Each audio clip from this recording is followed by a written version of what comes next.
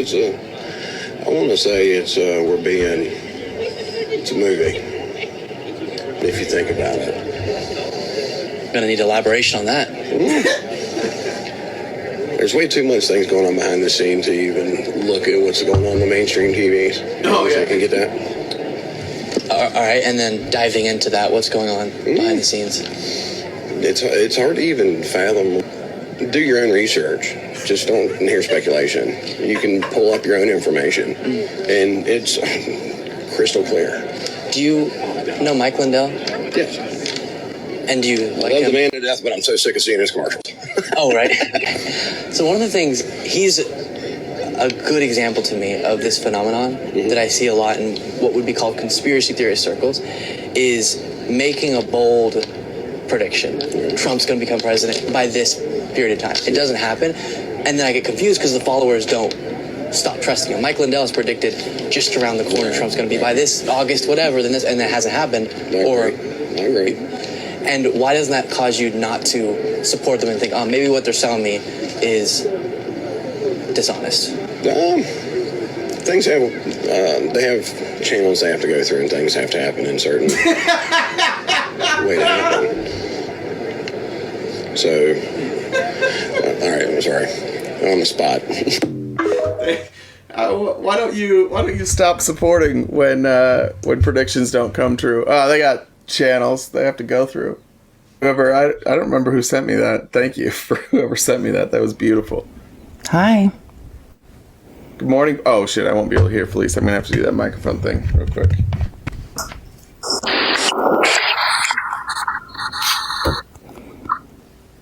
Hey. Hi. Good morning. Good morning. How's it going?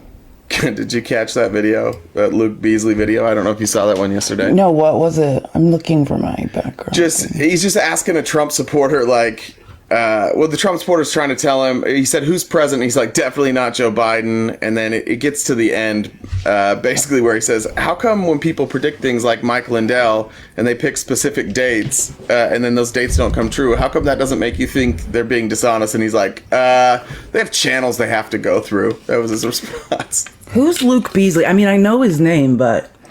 He's a younger kid. I think he first started doing like field reporting for David Pakman. And that's where I first saw him, at least. I'm sure he had his own channel before that, but he's just, I don't know, Gen Zer, maybe like early 20s. And he just goes around to Trump rallies all the time, and just talks to people. So they look dumb because he talks to them and he allows them to talk. And once they talk, you're like, oh yeah, you're dumb. He's a producer for Pakman. Okay, there you go. Oh, he's Luke Beasley is? That's what RTP Potter is saying. I have no idea if that's true or not. I know I hear the name, but I've never been really sure like what he does within politics. I feel like he looks exactly like what his name is. Like if you pictured a Luke Beasley, like when you see who he is, you're not going to be surprised. You're going to be like, yeah, that's exactly who I was picturing in my head. Okay, so we're out to put my phone on silent. So what else is going on? What are we talking about? That was it. That was the whole thing. I started there, and somebody had just sent it to me, and they're like, you have to see this. And they were right. I did need to see that. Well, I have something I want to say. Like, this is really funny. So this is about Arizona and kind of relevant. Do you remember, well, everyone remembers Carrie Lake ran for governor of Arizona. Carrie Lake still thinks she's governor of Arizona. I'm not sure if she ever actually renounced that, but somehow she's governor of Arizona and is now running for the Senate. Well, it's hilarious because now she realized, like, Carrie Lake did the one thing you can never do in Arizona, which is disparage John McCain. Democrats don't want to hear it. Republicans don't want to hear it. Like, John McCain worked tirelessly for our state. It doesn't matter if you're a Democrat or Republican. Like, you don't drag John McCain. And she did it ruthlessly. Again? I'm talking about in 2022. She ruthlessly mocked him over and over and over. She told voters voters that she said that any voters that supported John McCain, she didn't need their support, basically, and told them they didn't need to like vote for her. And this I don't want you. Angered Meghan McCain. Meghan McCain is John McCain's daughter. Like, if you know anything about the McCains. She's Meghan angry McCain's a lot, but this one's wild. justified. Yeah. This She's is a Meghan justified outrage. Totally wild. But she has hated Carrie Lake ever since she disparaged her father. Not just her, but a coalition of neocon Republicans in Arizona who like have for a long time in control of the Arizona GOP hate Carrie Lake, and Meghan McCain has made it her personal mission since 2022. She has spent 2 years, I would say, at least probably, five times a week, is reminding everyone that Carrie Lake is a POS. Like, that's literally what Meghan McCain. I didn't know that. She's just been on. It's been relentless. I didn't know that. I just liked Meghan McCain a lot more. I'm gonna go follow her on Twitter. I was unaware. Well, I mean, yeah, I don't know if you'll enjoy it, but yeah. Anyways, so. What I want to talk about today is so I'm just going to read a tweet because it's really funny, and then I'll read Meghan McCain's quote at the end. It says, "Wow, Carrie Lake's pathetic attempt to walk back her nasty comments about John McCain to try to win the Senate seat in Arizona is not going well." In an interview with KTAR on Monday, Lake said that her repeated attacks against McCain, quote, was said in jest. And I think that if John McCain, who had a great sense of humor, would have heard it, he would have laughed, end quote. And Meghan McCain was not buying it. Like, this is her quote. That didn't work for her? That seems... No, she's not. She's not buying it. So heartfelt. So this is her quote. Quote, "Guess she realized she can't become a senator without us. No peace, bitch. We see you for who you are and are repulsed by it." End quote. I think Meghan McCain put the comma in the wrong place, but it made it better. I think she was saying, "No, peace, bitch." But she said, "No peace, bitch," which I like much better. I don't know if Meghan McCain meant it that way. Do you think she meant it that way? I definitely know. I know Meghan McCain. Violent. I went to the high school next to hers. I'm very aware of who she is. And yes, she meant it that way. Okay. All right.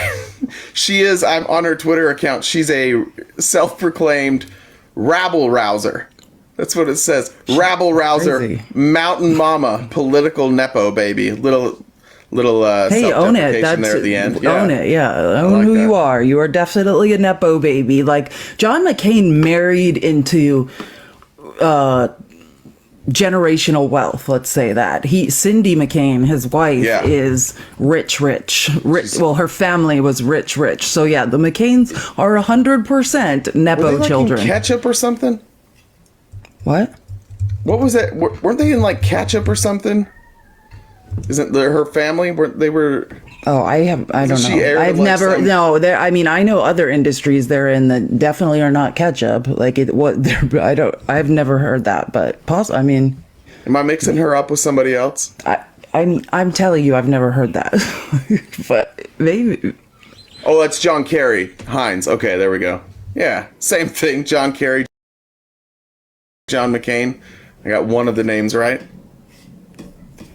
So yeah. So anyways, I was gonna see. I don't know if I have the clip. I can't find it anyways. But if I find the clip of Carrie Lake last year at this, there's a particular one that drives me insane of Carrie Lake just saying awful things about John McCain, and then like basically telling anyone that does have respect for him to get out of her rally. And now trying to say that she said that as a joke is delusional. Like nobody believes it, Carrie. We all saw you.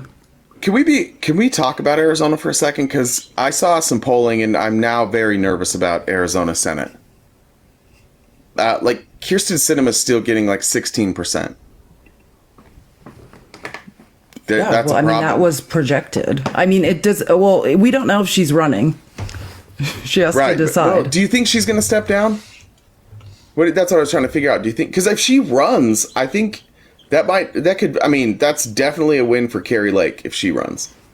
Yeah, and we've known that since last year. I mean, that's like all the projected polling says that. Or it's not, I mean, it's a tight, it was projected that it will be tight. It will be very tight with Kari Lake. Like, Kari Lake is not projected to win the Senate seat, but yeah, like, is Kyrsten Sinema going to essentially be a spoiler? The far right MAGA in Arizona will obviously vote for Kari Lake.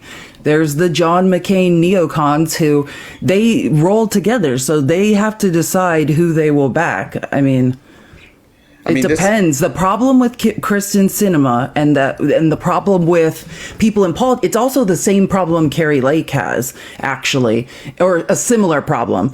The minute that Kari Lake did what she did to get the Arizona chair of the GOP out, when she secretly recorded him and then blackmailed him with those recordings, like, that is, nobody can ever trust you in politics again. No one can have a conversation with you in public or in private. They have to assume they're being recorded. There's a lot of like social contract that goes on in politics that you have to respect. Like, the same thing happened with Kyrsten Sinema. She is a liar.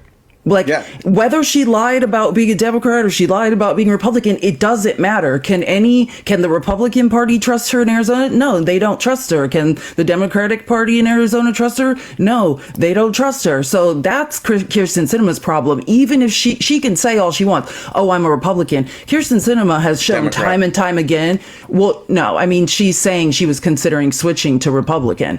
But oh, okay, gotcha. And she could say that, but what we know about Kyrsten Sinema is that on culture issues, she's a Democrat. When it comes to, you know, the rights of the LGBTQ, women's rights to determine their health care, she's left leaning. When it comes to like propping up, really? Yeah, no, yeah. She goes vibrant colors. Conservative women are to be muted colors, pantsuits. Well, yeah, I don't know. I've never seen anyone, Democrat or Republican, dressed like Kyrsten Sinema. I would say she is, just marching to the beat of her own drum there. Like, someone say she's doing the most.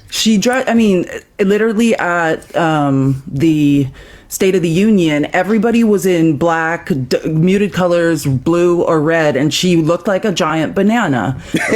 And that was her choice, and we don't know why. But I don't think that's because she's dressing like Democrats. She's dressing like nobody. She went to the, I never finished what I was going to say. What I was going to say was, she's left leaning when it comes to culture issues, but what we know is where she's a neocon is when it comes to propping up corporations, supporting the filibuster and all of that. Like, she's anti-labor, but the problem is those issues for the Republican Party, she doesn't cut the mustard on many issues, and same with the Democrats. So can anybody trust her? She's done this to herself. It was interesting. I hadn't heard this quote, but in Romney's book, she's quoted as saying like that she would tell others that she saved democracy by voting down the filibuster. Did you know that? I had never heard that quote before. I mean, I know that her and the other guy who is a Democrat by West Virginia standards. He's the most Democratic candidate that will ever come out of West Virginia. So actually, I'm fine with Joe Manchin because he is the best the Democrats will ever do. They had to offer. In that state. But also, I watched them. Like, I was going to make another comment about Kyrsten Sinema's fashion choices, where they sat next to each other, chuckling with hedge fund people, like, on tape.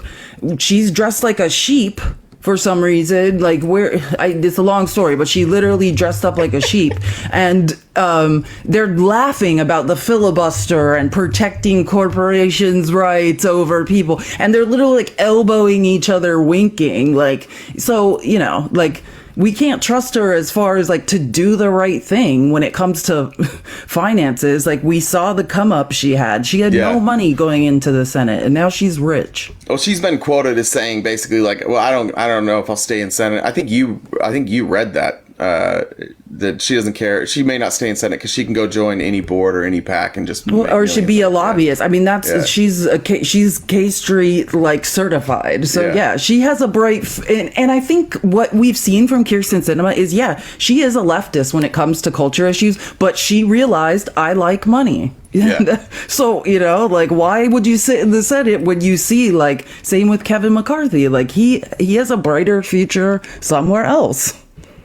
Yeah, I'm actually surprised more moderates don't choose to go independent, because once you go independent, you're viewed so differently. You're viewed as like an asset, or like somebody worth recruiting, right? And so some of your like more extreme stances, or stances that don't line up with a particular party, those often get ignored when you're an independent. Like Republicans like her because they're like, well, we don't agree with her, but she'll vote with us over here. And Democrats do the same thing.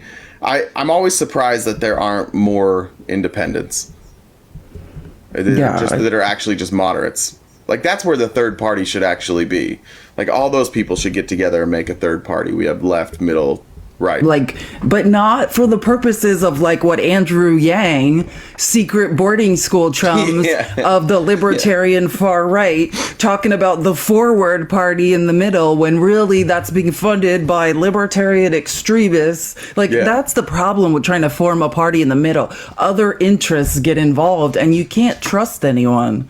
Yeah, the forward party could have been more aptly named the looking forward to sitting directly in the middle party. Like the rich boarding school chum party. Like, when I really did research, all these people that were backing Andrew Yang, they all went to like the richest boarding school in America. Yeah.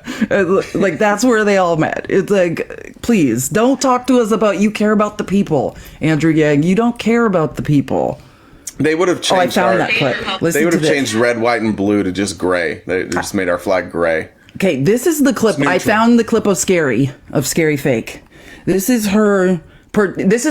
She says she's joking. You can determine. This is one of her public trashings of deceased Senator, Arizona hero, war hero John McCain. We don't have any McCain Republicans in here, do we? She said, we don't have any McCain Republicans in here, do we? Like, this is at her rally. She's trying to win an election. We don't have any McCain Republicans in here, do we?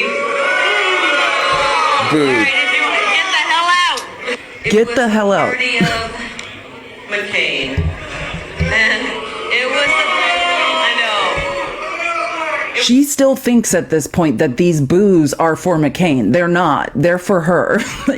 People are. Oh, they are? I thought this was her rally. No, this is her rally. But there's no there's no person in Arizona that wants to hear John McCain trash. I watched this live. Okay. This is like in a high school gym. People were like walking out.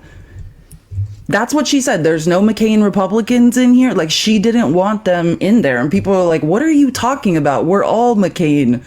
I don't agree with McCain's policies. I would never say I know how hard that man worked for Arizona. Boy, Arizona has delivered some losers, haven't they? Arizona has delivered some losers. After she lost. Rogers right there. In a resounding 24 At that time, isn't she pretending that she's still pretending she won the election? You said this was 2022. Yeah, well, this is before. Yeah, this is what her campaign to become the governor. Oh, okay. This is before she won, and refuses to say she didn't win. She's done a hell of a job as governor. Yeah, she's really she's been far more left leaning than I expected. Did you hear what she said though? Like, I want everyone to understand what she's saying. She's saying, oh, but I hope there's no McCain Republicans in here. Like, basically saying get out. And then she's like, oh, but we have some good Republicans. And did you hear who she named? Wendy Rogers. Oh, gross. Listen, this clip has it's going to explain who Wendy Rogers is. Like, she's insane. But this is who Carrie Lake wants. How can anyone vote for her? You're disparaging John McCain and encouraging us all to get on board with an extremist that sat at America Fest while Carrie Lake was saying she's the governor and said all Democrats in the state of Arizona should be arrested. Like, she might be the worst. Like, if you were going to give power to anybody, she might. And we have many bad people to choose from. She's the Steve Bannon of Arizona. Like, that's who she is. She's on Steve Bannon's show all the time. Just also, if you don't know, like, that's where Wendy Rogers does her media appearances, on Steve Bannon's show. Like, that's the language she speaks. I like Wendy Rogers because I like Wendy Rogers because she's I don't know how old she is, maybe like 50s and very skinny, but she always wears shoulder pads. You can always tell when it's Wendy Rogers because she's got those nice level cut off shoulder pads. Guys, tap the screen. Again, if we're not doing gifts, so if you want to donate to us, please use one of these, or tip jar in Jay's profile is PayPal. Send us a little message, an F, Mary, unalive, like 3 politicians, those are fun, or any other funny statement you want to make, and we will read them off. Again, because we're not doing gifts, it's hard to get to the For You page. So if we can keep tapping consistently, I know some of you are here for the finger workout. Let's get going, people. Work those fingers. We do have a message from Katrina for RTP, my future husband in my brain. Thank you. Oh, it can be a reality. Are you similar to Lauren Boebert? Are you a Republican? That is the first question. Step 1, you have to be a Republican or in a cult. Do you need to be fixed? Yeah. Yeah. He's a fixer. If you're a wounded bird who's fallen out of the nest, he wants to put you back in. We've got Wendy Rogers right there. In a resounding 24-3 vote, the Arizona Senate has censured Senator Wendy Rogers. Lawmakers condemning the District 6 Republican for her support of white nationalism and threats of violence against her opponents. Right, Wendy? She is the toughest woman I know. I do not apologize. I will not back down. And we have so many heroes just like Wendy here in this state. A hero. Nick and the other patriots in attendance at AFPAC, please keep doing what you are doing. Nick is this man, Nick Fuentes. That's the other person. So Carrie Lake said the Republicans that are acceptable. This is in her speech disparaging John McCain and saying if you support John McCain, get out. The other person she named as a hero is Nick Fuentes. Yeah. Like a white nationalist. Schmotsy. Warriors. Two warriors for the. They're about the same size. You can find Nick Fuentes on Telegram. That's where Nick Fuentes hangs out. That's the last place that Nick Fuentes is allowed to hang out. And after this life, you can find him in hell. Holocaust denial. Oh yeah, this guy's gonna explain to us what's wrong. What's wrong? Himself has expressed Holocaust denial and a love of the kind of genocidal fantasies and the most vicious forms of racism and bigotry you can imagine. We don't have any McCain Republicans in here, do we? Yeah, so there you have it. Like the two people she props up are Wendy Rogers, a white nationalist, who's done horrible things in Arizona, and has to be censured. Her own people in the Senate are voting to censure her. Do you remember when she got censured that Mike Lindell did a whole show about how they were attacking speech, that she's not allowed to talk? Like, he thought that they actually meant she wasn't allowed to talk anymore, and he did a whole show on it. Like, this is unfair. She has things to say. It's like she goes on Lindell TV too. Yeah, they're friends. They prop Wendy Rogers up as a victim. Like, if you don't know about another thing about Wendy Rogers that's interesting, like it has come out that the seat she holds in the state legislature, she isn't it in Flagstaff, and she doesn't live there. Of those. Yeah. It turns she's living in Scottsdale, pretending that she lives in Flagstaff. We have the J6Q shaman running for Congress. I don't think we have got Andy Biggs. We got Eli Crane. What is going on with that guy? We have extremists or I think what it is, why they're getting so riled up is as they see the state turn purple to blue, it's like they're losing their minds. This is the death rattle of the far right. Let me just read some of this is things I did not know. Retired Air Force, 20 years active duty. She covers Yavapai County. Wendy Rogers is uniquely able to serve the needs of District 6 because she's able to pilot her own aircraft. Yeah, it doesn't live in District 6. Yeah. In addition to her degrees, this is just, none of this is offensive. It's exactly who you'd expect. She holds a second master's degree in security studies. They homeschooled all of their children. Where was this next one?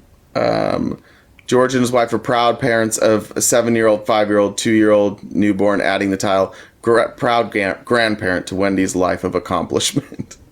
She's exactly who you think she is. She's just a person who is going to paint a picture of her life as perfect, and behind the scenes is just an open anti-Semite, an open white nationalist, an open racist who, like she said in her video, I will not apologize. She hasn't apologized for any of these things at any point. But then you go right to their website, it's always the same thing. I'm Christian, I love my family, I love my country. Got it. Yeah, being Christian on the right doesn't mean the same thing. It doesn't mean you follow any of Jesus's teachings. It doesn't mean that you want to love your neighbor. Like, none of that stuff is true anymore. I think that's a good segue into that article we were going to cover today. I just pulled it up. I was going to say, I literally just pulled that article up.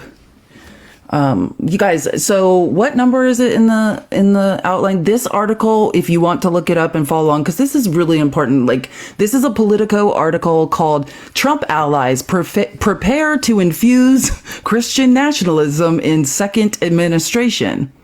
So, spearheading the effort, this is about a very scary, terrifying man named Russell Vought, president of the Center for Renewing America, another far-right think tank, part of a conservative consortium preparing for Trump's return to power. Like, this guy used to work, like, with William Wolfe at the Heritage Foundation. Like, these people are terrifying. Number 18. Number 18, mods.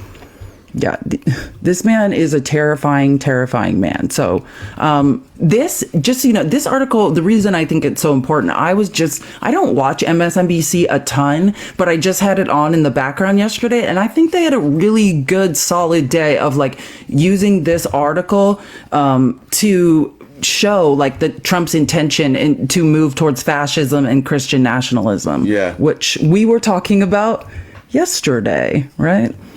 So this is about the Christian nationalist ideas that Trump is going to infuse into his new campaign. And I guess we could just start. I want to just, for a little bit of context here, like, this is obviously stuff that we know. It's stuff that's been covered, but it widely has been ignored. Like, people mention Project 2025. I've rarely seen anybody go into depth on it. This is some of the best reporting that doesn't say like Project 2025, because I think sometimes people just see that and they run away. This was New York Times, right? It's understand that Vought. No, it's Politico. Okay. But understand that Vought isn't a direct advisor. That's how he met his mentor, who's the scariest man in America, William Wolfe. They had met their advisors on the Project 2025 project. So they're doing a good job linking all the stuff together, up all the way through the top leadership of the Republican Party. Yeah, that's what they're good at. Essentially, this is what the Republican Party is really great at. These far-right think tanks are terrifying. So Vought has promoted a restrictionist, they're calling it, immigration agenda, and he's using the Lord Jesus to do it, which is even scarier. Saying a person's background doesn't define. This is the legal theory they're trying to use. This isn't legal theory, though. They're saying it's biblical. A person's background doesn't define who can enter the U.S. So, like, if you're seeking asylum or whatever, that's not what determines, but rather citing biblical teachings. So what should determine immigration, people who can immigrate into our country, is whether the person, quote, accepted Israel's God, laws, and understanding of history. What was that first part? Accepts who's God? Israel's God. Okay, so you have to be a Christian now to... Well, they call them like people of the book. So you could be Jewish, Christian, you know what I mean? Well, I don't think they're including Islam. Don't get me... I mean, people of the book is generally including Islam. But no, these people... Yeah, these people are not. These are Christian nationalists. So yeah, in their foundations that they're creating for Trump to follow, because he wants mass deportation, and they want to deport people, and we know a lot of this is based in Islamophobia. Right? They're talking about deporting people from Muslim countries, things of that nature, and also not letting anyone in unless you accepted Israel's God, laws, and understanding of history. Like, this isn't disturbing in any way. Like, this is fine. What would the laws be? Like, and we'll be covering some of this later too, but like we'll get later in the show to specific laws that obviously Republicans are trying to change, like these Christian nationalists, the way that they're getting through the court system, where they're funded, like This is the think of this for the show, like this is the funding arm of basically everything else we're going to talk about for the rest of the show. God, it is. It's so scary how you could just see how this all weaves together after a while. So this is what I was talking about. So Vought has a close affiliation with the scariest man in America, Christian nationalist William Wolfe. And he's recently deleted a whole slew of his tweets. So you can't see the craziest ones because someone told him to delete them. But yeah, if you want to follow William Wolfe on Twitter, I mean, you'll get an idea of what I'm talking about. So he's a former Trump administration official who has advocated for overturning same-sex marriage, ending abortion, and reducing access to contraceptives. Like, get excited, ladies. Doesn't this sound great, guys? We're going to have a great time. So the Trump campaign, we're doing it. Oh, sorry. We're doing it, men. We're taking back control of women. We're doing it.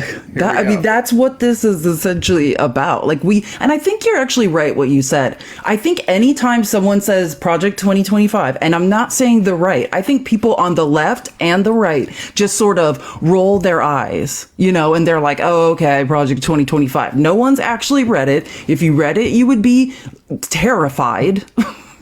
No one's actually read it, though, and people just they hear Project 2025 and they're like, oh, right, whatever. But this is a separate think tank from that one that is developing complementary ideas, which we should all be terrified about.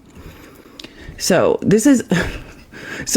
I think they tried to get everyone in this article, just so you know, is anonymous because they all are terrified. Like, it's stated over and over in this article, like how terrified people are to even talk about William Wolfe and Russell Vought. And think about this also, the irony that Trump is not religious, okay? Like, he's going to do all this stuff just to control people, not because he fundamentally is a believer in all this stuff. Like, in a campaign speech in Iowa, he said, Marxists and fascists are going hard against Catholics, right? This is a huge piece of the Christian nationalist movement. The belief that Christians are being persecuted in America so badly that the federal government needs to intervene to make laws to protect them. Yeah, absolutely. They're not getting the protection. Their bigotry is not being protected, Felice. They have a right to have their bigotry protected, do they not? Exactly. Apparently, that's what we're learning from this terrifying article. And this goes along with Trump. If you remember, Trump's now said that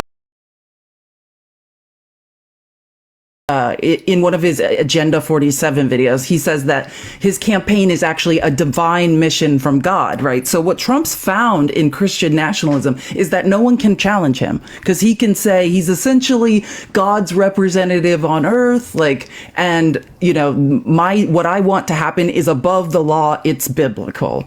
Yeah, if you're gonna attempt to take over, if you need like a solid base of people, who better to choose from than a bunch of people who swear on their life that the book, that the Bible is true, and almost none of them have read it. Like they will say like, oh, that's the most important book, and they never read it. Like, that's a great group of people to have at your disposal because, like the Bible, they're not going to read any of your policies. They're just all they care about is the rhetoric. They like the music. They like the speeches on Sunday. They like the rah shit, and you give that to them, and they're like, hey, this is familiar. This is the other cult that I'm in. Like that. This is the ideal people for a fascist takeover. Yeah, and Christian women, like, wake up. Like, you're being led like lambs to a life of, God, this is not good for women. So this is, in 2019, Trump's then Secretary of State, Mike Pompeo, set up a federal commission to define, this is so scary, to define human rights based on the precepts Vought describes. So specifically, natural law and natural rights. Natural law is the belief that there are universal rules derived from God that cannot be superseded by government or judges. While it is a core pillar of Catholicism, in recent decades, natural law it's been used to oppose abortion, LGBTQIA rights, and contraception. That's the fundamental foundation is our ideas supersede the law. And this is crazy. Again, this is how stupid Republicans generally are about these types of issues. Like, this is the same party that says they're for the Constitution. They revere the founding fathers. We came here to get rid, in part, to not do this. This thing you're advocating for, where like the church dictates the laws. That's one of the main reasons we came here. That's one of the main reasons we don't have English accents. We came over here because we didn't want to have religious beliefs forced on us. Those and not different religious beliefs than these people are talking about. The exact same fucking ones, like the same ones. They're just like never mind. England was right.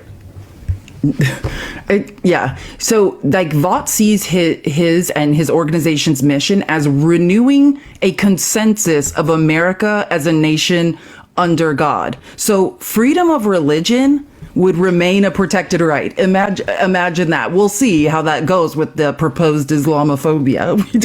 We don't know. Yeah, the right. Using religion. The word consensus pretty loosely there. Yeah, exactly. There's a difference between consensus and forcing it down someone's throat despite what they want. Like, there would be no consensus on that. And that's what they want. You know, they want to define America as a Christian nation. So we all are essentially, like what they did, what colonization did to indigenous peoples. It's forced conversion. It's claiming we are all this religion, like get on board or get out of here. So the main point is, and the scariest point is, Vought is arguing and makes clear reference to human rights, right? Imagine how scary this is for the transgender community right now. Human rights are to be defined by God, not man. So that means no more LGBTQ rights, because they're, in the Old Testament with this stuff. They missed Jesus's teachings. For some reason, we're not doing the New Testament. And this, there's a million examples of this. Mo sent this, you have it on the outline. But yesterday we had the Justice Alito coming out and basically say hey, there's a lot of problems with Obergefell. There's a lot of problems with that ruling. We anticipated this, but now it's going to be used to persecute Christians. Well, tell them what the ruling is, because people don't know. Okay, so this is from Missouri Department of Corrections versus Gene Finney. I'm not sure exactly what I don't know exactly what the details of the case, other than it was somebody in the Department of Corrections was not allowed to be openly gay, or they were allowed to be fired for being. I don't remember what it was. Do you remember? No, I don't think I have this one in the outline. Yesterday, Alito was criticizing. Okay, yeah. And he wrote a dissent against same-sex marriage too. I mean, the Supreme Court, Alito and Clarence Thomas are in full support of Christian nationalism and fascism. That's what we that's the overarching point. Okay, so I don't have the details, but the basics of this case is that Finney, is it Finney? Finney, I think it's Finney. Yeah, Gene Finney is a lesbian who presents masculine, and because she was let go from her position because of the religious beliefs of her superiors, right? And that's awful. Yeah, and what Alito says here is that holding exemplifies the danger that I had anticipated in Obergefell, namely that Americans who do not hide their adherence to their traditional religious beliefs about homosexual conduct will be labeled as bigots and treated as such by the government. Okay, I do know. Yeah. I did read this quote yesterday. Okay, yeah, exactly. This is the highest court in the land, the Supreme Court, and namely the two that have lost their minds. But, Gorsuch is not far behind, but he's a little bit too libertarian, I think, to hop right on board. But Alito, the leaker, and Clarence getting kickbacks on the side, Thomas, these are two people who yesterday in all their rulings basically said, I'm a Christian nationalist, and I think that in order to protect Christian beliefs, meaning Christians' rights to be bigots to the LGBTQ community, we need to legislate about that. The highest court in the land does, so we can protect Christians' rights to discriminate against the LGBTQ community. This is terrifying. Just think about if a decision was made on that ruling. Imagine that they actually ruled that way, right? Well, then what else can you undo? What about people who believe in traditional marriage?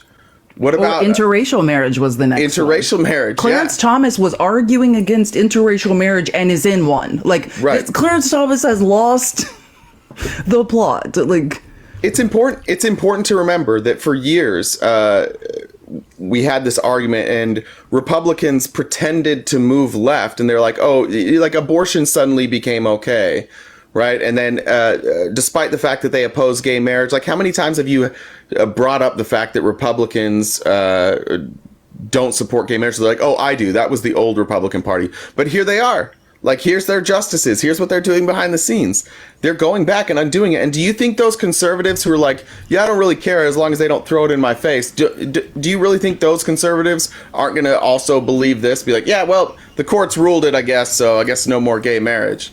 Like that's the whole point here, is to undo all this shit. And what's sad to me is the millions of people who go along with this based on a really, really unfortunate interpretations of the Bible. And they're just being like they're just being led to bigotry, and they don't have the courage to look outside their religion. They don't have the courage to look at things from a different perspective, because that in and of itself is a sin. And so you have all these people who are just, I mean, you want to talk about sheep, you want to talk about controlled by the masses, you want to talk about people who don't critically think. Like, I'm sorry, but like this group of Christian nationalists, they do not think for themselves.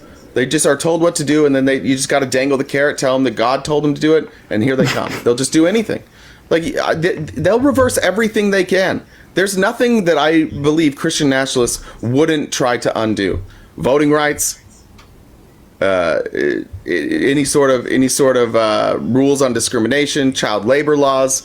Like, we're seeing it in real time. They want to pull it all back. Yeah, and I just want to note, like, this is the point. When you think about the left, and like the left wants to enact a policy, it's always about protecting threatened groups' rights, right? That's all it is. It's never on the left. And that's why I'm on the left. The fundamental idea of, I never want to encroach on anyone else's rights. Right? I don't want to take rights from anyone. I want everyone to have the same equity, the same equality in this country. And that's what the left fights for. When the right is fighting for something, it's always about taking rights away. It's always about a group that doesn't deserve to be viewed as human. It's always about, well, this group we're going to other and we're going to dehumanize. And what we talked about yesterday and learned, that is a tenet of fascism. Yeah, and the basis for that is what? That other people might call them a bigot? That they'll be, what do you mean by labeled as a bigot? We don't label people. We don't go up and put labels on people. So what are you saying? What are you really saying right now? You want to protect the public perception of people? So you would rule against this to protect the public perception of others? Is that the role of the justices? Is that the role of our government? No, that's silly. Like, what we think of people as a society, like, society determines that. And now they're trying to legislate how we view people, like, as a society? Okay.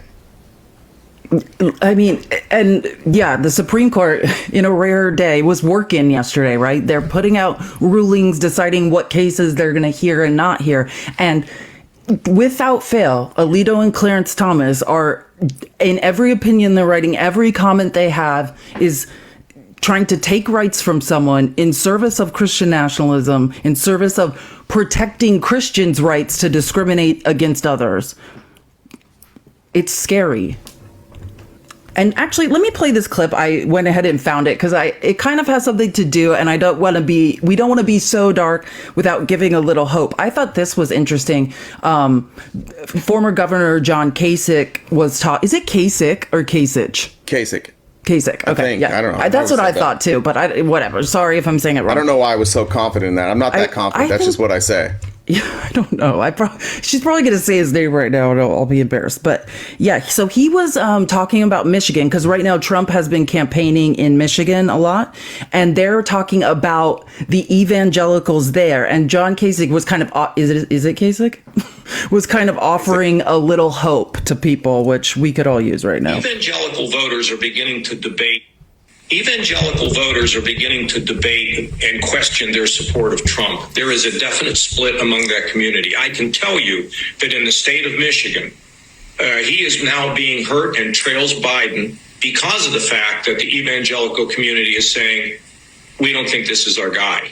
I don't know whether he can shore that up again. I don't know if this has been said on the air before, but the information that I have from a very well-respected pollster is the evangelical voters are saying, some of them are saying enough is enough. It'll be interesting to see where this develops, because without them, he's got a real problem. And that's why he's so in support of Christian nationalism. Like, imagine Trump, a person who the only thing I've ever liked about Trump, it has always been he stayed, well, yeah, exactly. Excuse me, his hair and his orange hue. But besides that, he always has stayed out of religion. He's never forced it on anyone. When Trump was a Democrat, like, he always was just a moderate Democrat or like a neolib, like hovering in that area, and largely stayed out of culture wars, like supported women's right to choose, all of that stuff. So just know that, like, what John Kasich is saying, that this is very much about pollsters and understanding, like, he has to have the evangelical vote. And that's why you hear this Christian national rhetoric. But another clip we'll come to, which is kind of, now I'm realizing this is all very relevant, is a guy that's talking just about the shift of America from Christianity, like in, I can't remember what year, I want to say maybe it was the 70s, like 80% of America was identifying publicly as Christian. And now it's something like 41%. So Christianity is becoming more liberal. Like, Christians themselves, the evangelicals themselves, are questioning, like, am I a New Testament Christian that believes in Christ's love and acceptance and all of these things? Or do I want to be a fire and brimstone Christian nationalist, like Old Testament Christian? And that's a struggle that's going on within the party. Like, I may never have, I mean, I do think I obviously would have come out of the evangelical cult eventually. But if they had been more liberal, been more accepting of who I was born to be, we might be having a different conversation. I think, you know how we always talk about allies, like we as women, we can go and talk to men who are propping up the patriarchy and say, like, hey, you need to deconstruct, you need to do work within yourself. But really, it comes best from within. When, like Jay, for instance, when you as a man go to another man and like sort of say, like, hey, this is what's going on, recognize that. Like, when it comes from someone within a group, the same group, like, the message is more well received. And I would say to Christians, liberal Christians who believe in Jesus's messages in the New Testament about love and acceptance, like, go get your people. You need to get these people, these other Christians on the far right, and tell them to wake up. Yeah, it's interesting. Like, my brother, for my whole life, was super anti-Mormon, and he knew all the stuff. And I even say like anti-Mormon, but like he had good reason for it. But so if my brother ever criticized the church, I never listened to him, because I had grown up just like programmed that what he was saying was wrong. I didn't ever question the teachings until my friend, who was like the most devout of my friends, which is a fairly low bar, was the one that came to me and was like, this shit's not true. And I was like, oh no, like you're leaps and bounds above me and the church. Like, if you think that, we might be fucked here. But yeah, it's very true. It does take, and I think that's why it's important to spend as much time as some people are willing to spend with conservatives discussing issues. Sometimes having discussions with people that you think their views might be gross, it's because of that. Like, I think there's a great example for those of you who aren't like in the YouTube debate space or watch that stuff. But there's a kid named oh my god, how did I just forget his name? Oh my god, I can see his face. This is gonna drive me nuts. Somebody help me out in the chat. I'm sure somebody knows who this is. He debated Vosh like a few times, and he was a Tea Party Republican. And he had a massive channel, and he started losing debate. Parker. He Hunter Avallone. I was gonna say Tyler Bluntman. It's Hunter Avallone. I got it. That's a hard name to remember. I want to look it up. Do you say Avallone? Avallone. A-V-A. That's maybe cool. L-L-O-N-E. He lost a debate to Vosh, and then he just slowly moved left, and now he's pretty far left. He lost his audience is like a fifth of the size that it was. Oh yeah, he's really young. He lost a substantial amount of money. Like, he was a star on the right. He was one of like the up and coming stars, but him leaving and going to the left pulled a bunch of people left. Like it would, even though most of his audience left him, he pulled people from his audience to the left. And it was because even though he had like kind of extreme views, there were people willing to debate him and like not get lost in their rage about some of his extreme views. And it eventually, and it was, interestingly enough, it was like social issues that shifted him left. Social issues he was against, but like he couldn't really defend without just saying, I don't like it. And he eventually just moved left.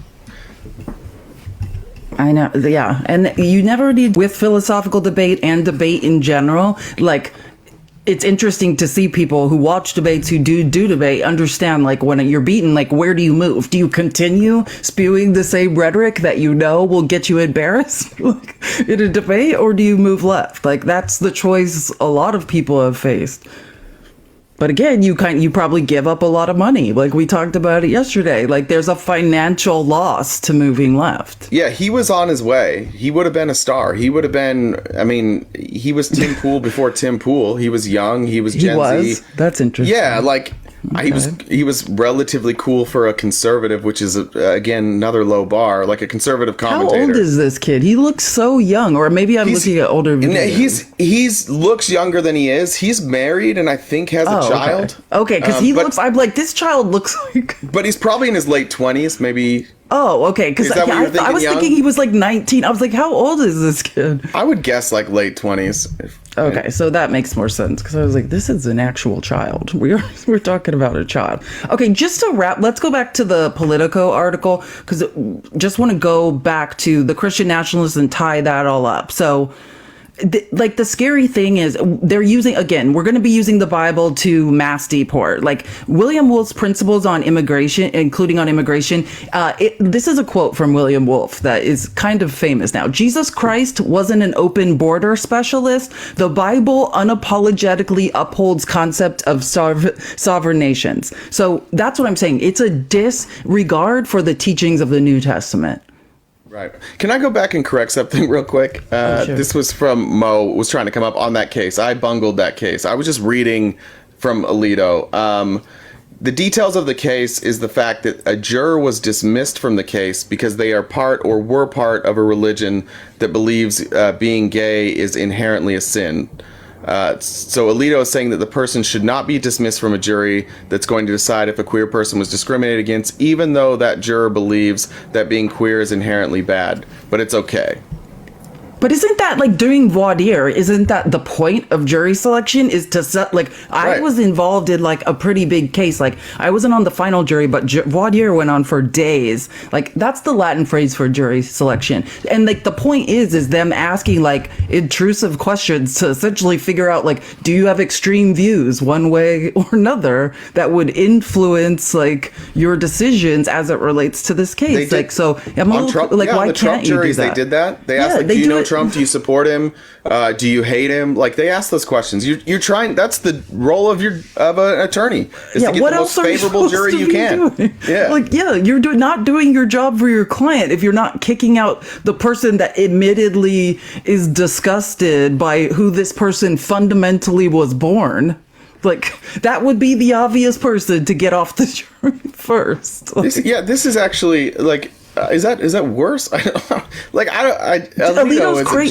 He's off the deep end. Like if you don't remember the story about Alito the leaker and the minister that came into Congress and explained how Alito essentially is a far right extremist who was accepting dinners and other things from other far right activists in exchange for instance, the Hobby Lobby decision. That's why I call him Alito the leaker. Like people like this man testified in Congress. The reason people knew about that decision beforehand is because Alito leaked the results to a couple that worked for this man that he had dinner with. Like, it's allegedly, by the way. Alito denies this, but the couple and this man who they worked for both tell this story. And so what do you say? Like, it doesn't matter what Alito hears. It seems it doesn't matter what the law is. Like, he has an idea, a vision of Christian nationalism and that Christians are being persecuted. And in order to protect Christians' right to discriminate through their religion. I mean, how scary is that? That would be a special privilege granted to the Christian at that point. Like, he's not talking about, again, we're talking about jury selection. As far as I know, there aren't many parameters on jury selection, right? As long as you're not openly saying it. But is he saying now that, like, if you say that, you cannot be removed from the jury? That would be a special privilege. It's anybody, right? Like, yeah, that's what I'm saying. Anybody can be removed from a jury for what they say. Like, I was removed in my case because I wasn't volunteering enough information about myself, or I was joking. Like, anything you do or say, your mannerisms, whether you make eye contact or not, can get you removed from jury selection. So to say, like, oh, if this person's an extremist, that they have a protected right to force those extremist views on a jury, it doesn't make sense to me. That's wild, yeah. Okay, so listen, here's some more scary things. We did miss the point on it. Yeah, thank you, Mo. Sorry about that. I recognize the Alito quote you wrote at the end, because they put it in an article. Like, one of the dissents yesterday, Alito wrote, was about same-sex marriage. And that's what, that's where I heard that quote. So sorry, Mo, if we got that wrong. I apologize. So this is just more about, from this Politico article, this is about policy. This is the belief. Policies that support LGBTQ plus rights subsidize, quote, single motherhood. Okay. I have talked. Yes. Yes. This is another foundational principle of Project 2025. I keep trying to tell people about, but you say Project 2025 and people stop listening. But another think tank is throwing this out there. Like, what that means is they believe that the only true family unit, like, is a man and a woman. Right. So the LGBTQ should be disqualified from having children in the household. They are not fit parents because there needs to be a man present.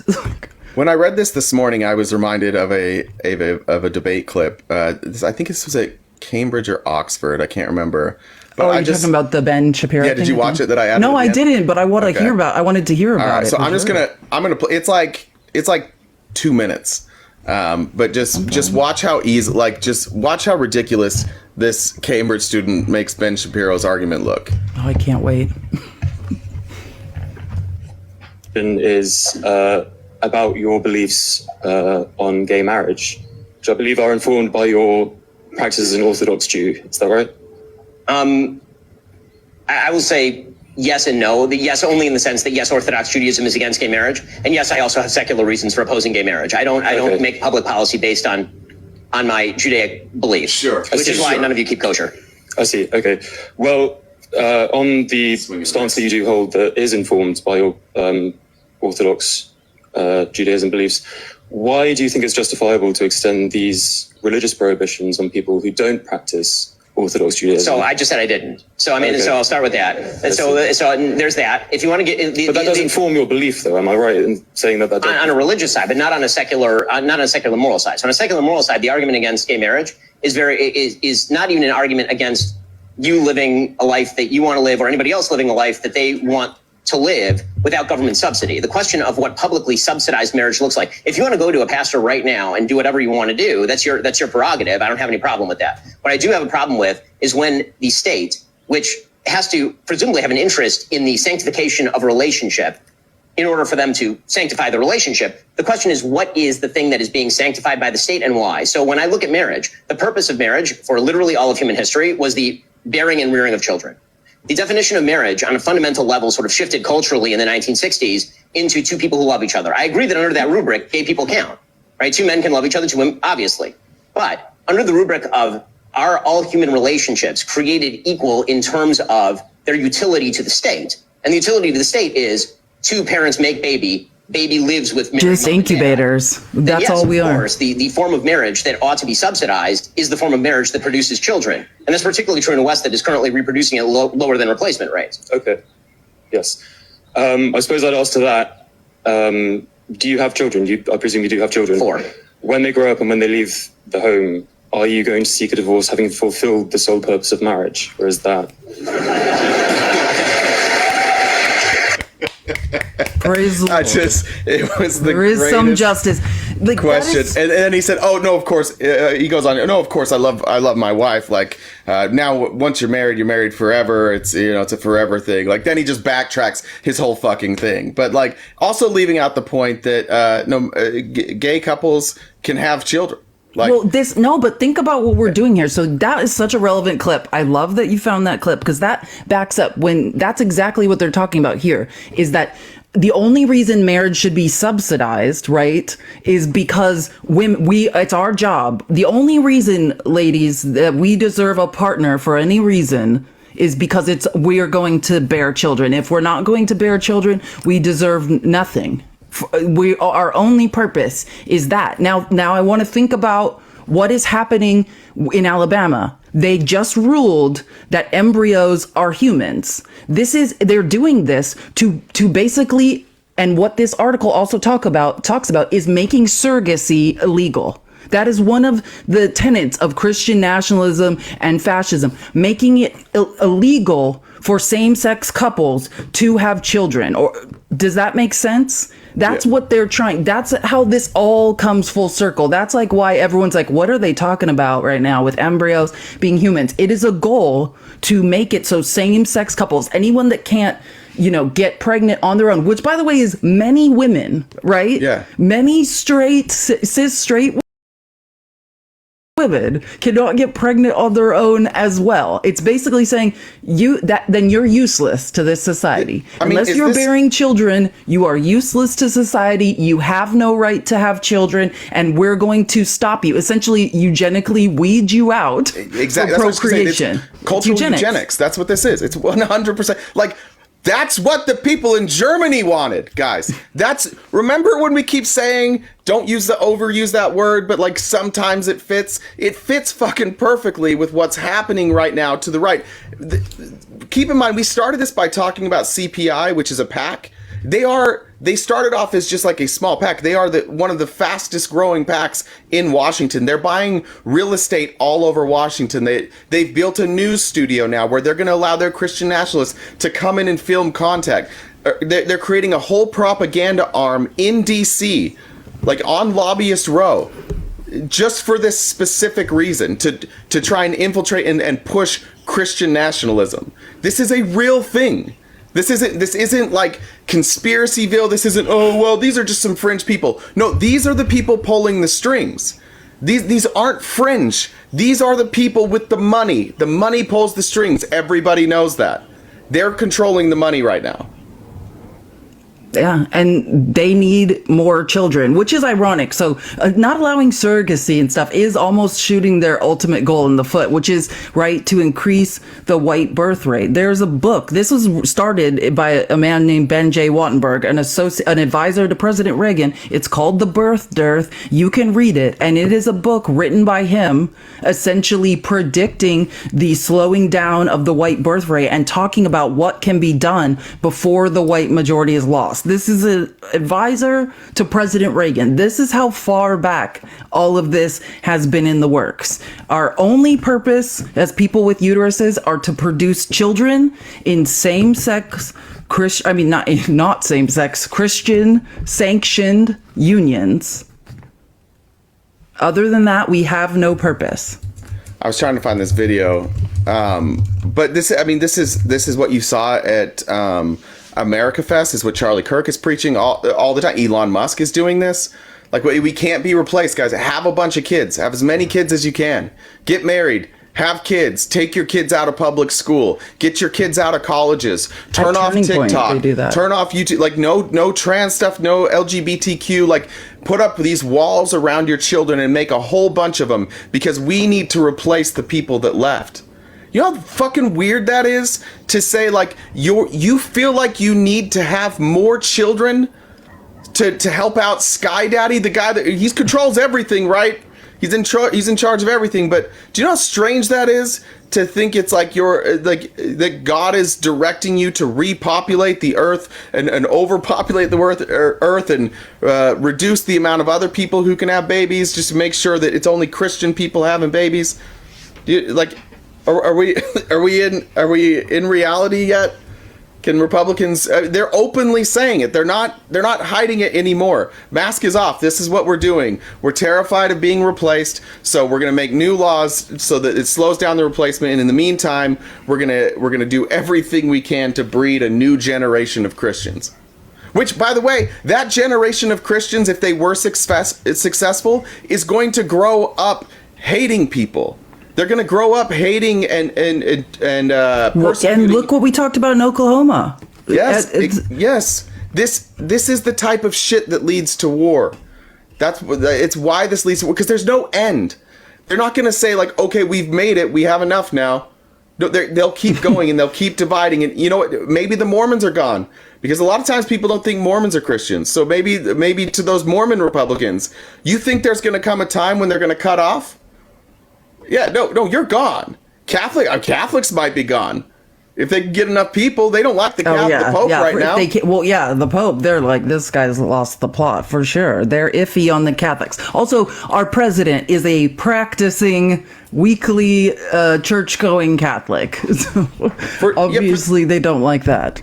For these people in power, the people that are pulling the strings right now, the people with money, there is no end for them. Right, their goal is to get as close to like their biblical understanding as possible, and they want that enshrined in law. Where does that stop? I mean, are we going back to if you have a false idol, like you're done? Right? If you walk too many steps on a Sunday, you're done. Oh, yeah. If you spit, that counts as parting the dirt. And if you know, Ben Shapiro, I was going to say admitted, that's not the right, but he was asked, are your beliefs about gay marriage rooted in your Orthodox Jewish religious views? You know who else is an Orthodox Jew? I always like to point this out. The person behind Libs of TikTok. Yeah. Chaya Rychek. She is an Orthodox Jew. You wonder where these extremist views come from that are persecuting and causing unalivings in the trans community. That's what it is. Pointing out Ben Shapiro, this is him doing what all Orthodox people, like Orthodox religions do. They say, oh, well, I have my personal beliefs and I have my political beliefs. Your religious beliefs are that this person you can't see exists, and that he commands that is a sin. So if you start with that, and every one of them will say, like, that's what I care most about is my God. Okay, well, you're starting with this idea that this is God and this is wrong. You don't think you have bias? You don't think that that's influencing the way that you research and the data that you accept and the arguments that you accept when somebody is either pro or against gay marriage? You don't think that influences you? Of course it fucking does. In fact, religious people are exclusive in one way, in that like they are the ones that cannot separate those two views. It's not allowed. Because if you separate those views and you're pro-gay marriage, but you're an Orthodox religious person, if you separate those views, you are now supporting sin, and God told you can't support sin, so now you're in open defiance of the beliefs that you care about most. Never believe a Christian when they say that, and never let them get away with that. It's bullshit. Every one of them. If the most important thing is God first, then everything else is influenced by God. Your whole life. Yeah, and think about, God, and they discount the New Testament, which is insane. So I think what we should pivot to next, or goes right along with this, we were just talking about, they believe that the Christian nationalist viewpoint, God is anti-immigration, and immigration should be based on questions about your belief in God. Okay, so the next, go ahead. What the fuck did God send Moses to do then? What was Moses doing? I know. Moses, 40 years? Wandering around in someone else's country. But they say that Jesus believes in sovereign borders, but he plop them down in other countries. It doesn't don't try to make it make sense. Like, this is just bigoted views. They have to sell them and package them somehow. Yeah, a lot of times borders were a body of water in those days, and I remember specifically God being like, fuck this water, opens it up and they just walk on through. That's a pretty open border, if you ask me. Yeah, exactly. Sounds like God's that's not for sovereign open borders. Yeah, that's not got sovereign border. That's disrespecting a sovereign border so that they could escape Egypt. That's what that was. Like, make it make sense. Your arguments collapse on themselves. But what I found last night, which I'm so excited about, I love a study. This is I love a study. Well, because we'll get That's why you're to so Trump's happy town today. hall. We'll get to Trump's town hall. Like, what was that about? And he said it again. Trump's biggest thing now, or he thinks he's so clever, is talking about migrant crime. Real quick before, because that's a little bit of a switch. So let me read a comment. This is F. Mary Unalive. What? Are you ready? Is it Bobo? No, it's worse than you think. Okay. HVAC, David Lombardi. Listen, actually, can we do F, Mary, and banish? Because I don't want to be on record of saying somebody else here on TikTok, because obviously we wouldn't I agree, do that. yeah, So we're gonna we go, know them. That's rude. we know them. So we're going to go banish is the third option. This is an easy Wait, one who for was me. the third? It's Lombardi, David, and who? HVAC. Oh, okay. You know how mad HVAC's going to be if I say if I banish him? If he gets the banish, it's going to crush his heart. This is hard. I don't know Lombardi. Like, I know who he is. Is he the guy that like shows up like he's always on a different profile and everyone recognizes like his voice? Yeah, he's just like a phony guy. Here's what I'm doing. I'm going banish Lombardi. I feel like HVAC would have some. You could have a good night with HVAC. Yeah, I agree too. It might be wild. And then David's a good family man, so I'll marry David. Yeah, actually, I do agree with that because I don't really know Lombardi, so it's hard for me to even have a real opinion. But I have heard one time in a live where I was like, oh, I could not suffer that for too long. Like, it's just too chaotic. But yeah, I agree with you. Yeah, for sure. Like, HVAC, like, you could definitely have one night with. And then, like, David, he does have an electric car. I think David is a business owner. He's a Democrat? Yeah, he's like, a Democrat? He's a Democrat. That's positive. He's a business owner. So I think there's I don't know, I can't think of anything else to say. That was mean. Who did that? That was Toby. Toby. This is from Alicia. Going to third shift soon and won't be able to see you guys live anymore. Found full replays on YouTube. Thank you so much. As always, appreciation, love, and light to you both and to the RTP family. That's a good reminder. Oh, if your schedule changes or if you want to share this live with people who don't work or they work during this time or they can't listen, remember we do have the full replays every day on YouTube. And Jen leaves the comments up too. So follow us on YouTube, read the comments please. If you want. So follow us there. Subscribe. Oh, It's subscribe. free. That's what it's called. Yeah. Subscribe to us on YouTube. It's free. And for Money Steve's comment, we don't really believe that David's a Democrat. We're just joking about his Democrats for Trump. Correct. Nonsense. Yeah. So yes, unless Trump tomorrow says that Trump is Democrat, then David will immediately be a Democrat and we will believe it. But whoever is in here, go spread the word to David that we both said that we're going to marry him. That's going to be the conversation. He has to choose. Now he's got to choose between us. Yeah, that's true. And honestly, I am not confident he will choose me. I believe for sure that he would choose you, and you know it. Like, his face lights up, or used to. You guys are going through a very rough patch. It's a rough time in our relationship. Yeah, you're at a low point in your relationship, but like before, like when you would come on live, David's face would like light up. He would like beg you not to leave. Like, yeah, I remember that. I saw this happen more than, I'm not talking about an isolated incident. Sounds like my dad. He literally, you would come and he'd be like his face would like change. That's beautiful. We need to get back to those days. As soon as Trump's gone, maybe we can go back. I look forward to the day that David is just like a regular conspiracy theorist that like does the funny ones instead of the Trump ones. That I look forward like to the our lizard friendship people. I'm looking forward to those. Also like a lot of alien stuff. That would be great. I also, Kat, think David I thought for a very long time David is a paid actor. I do not anymore. I do think that David, I would classify him as like a true believer. I do. Do you agree with that, Jay? Do you think David truly believes what he's saying? What's your opinion? So I was supposed to, when I was first on this app, I was supposed to go to Oregon to play in a golf tournament, and it was like 30 minutes from his house. That. And he was like, "Yeah, we're gonna hang out," and he was telling everybody. And then when I canceled on it, he was like, "Just come anyways. Like, you don't have to play. Just come a different week." And I was like, "Well, the golf tournament's just that week." And he's like, "No, you got." And then he would bring it up all the time. Like, he was legitimately bummed that we didn't. And frankly, that would have been a fascinating however long we spent together. I would have really enjoyed that. Well, I mean, I'm not. David said some things that are unaccepting. That's what I was going to say. You guys would be hanging out in his garage with like his Trump memorabilia. You guys could do a live. I think that might be something. Like, that might be actually kind of successful. But I will say, like, I've talked to David's wife and stuff. David's a family man. He has adorable children. Like, a beautiful wife who immigrated here from Pakistan, and like, that is the part of David that is acceptable, is like his family life.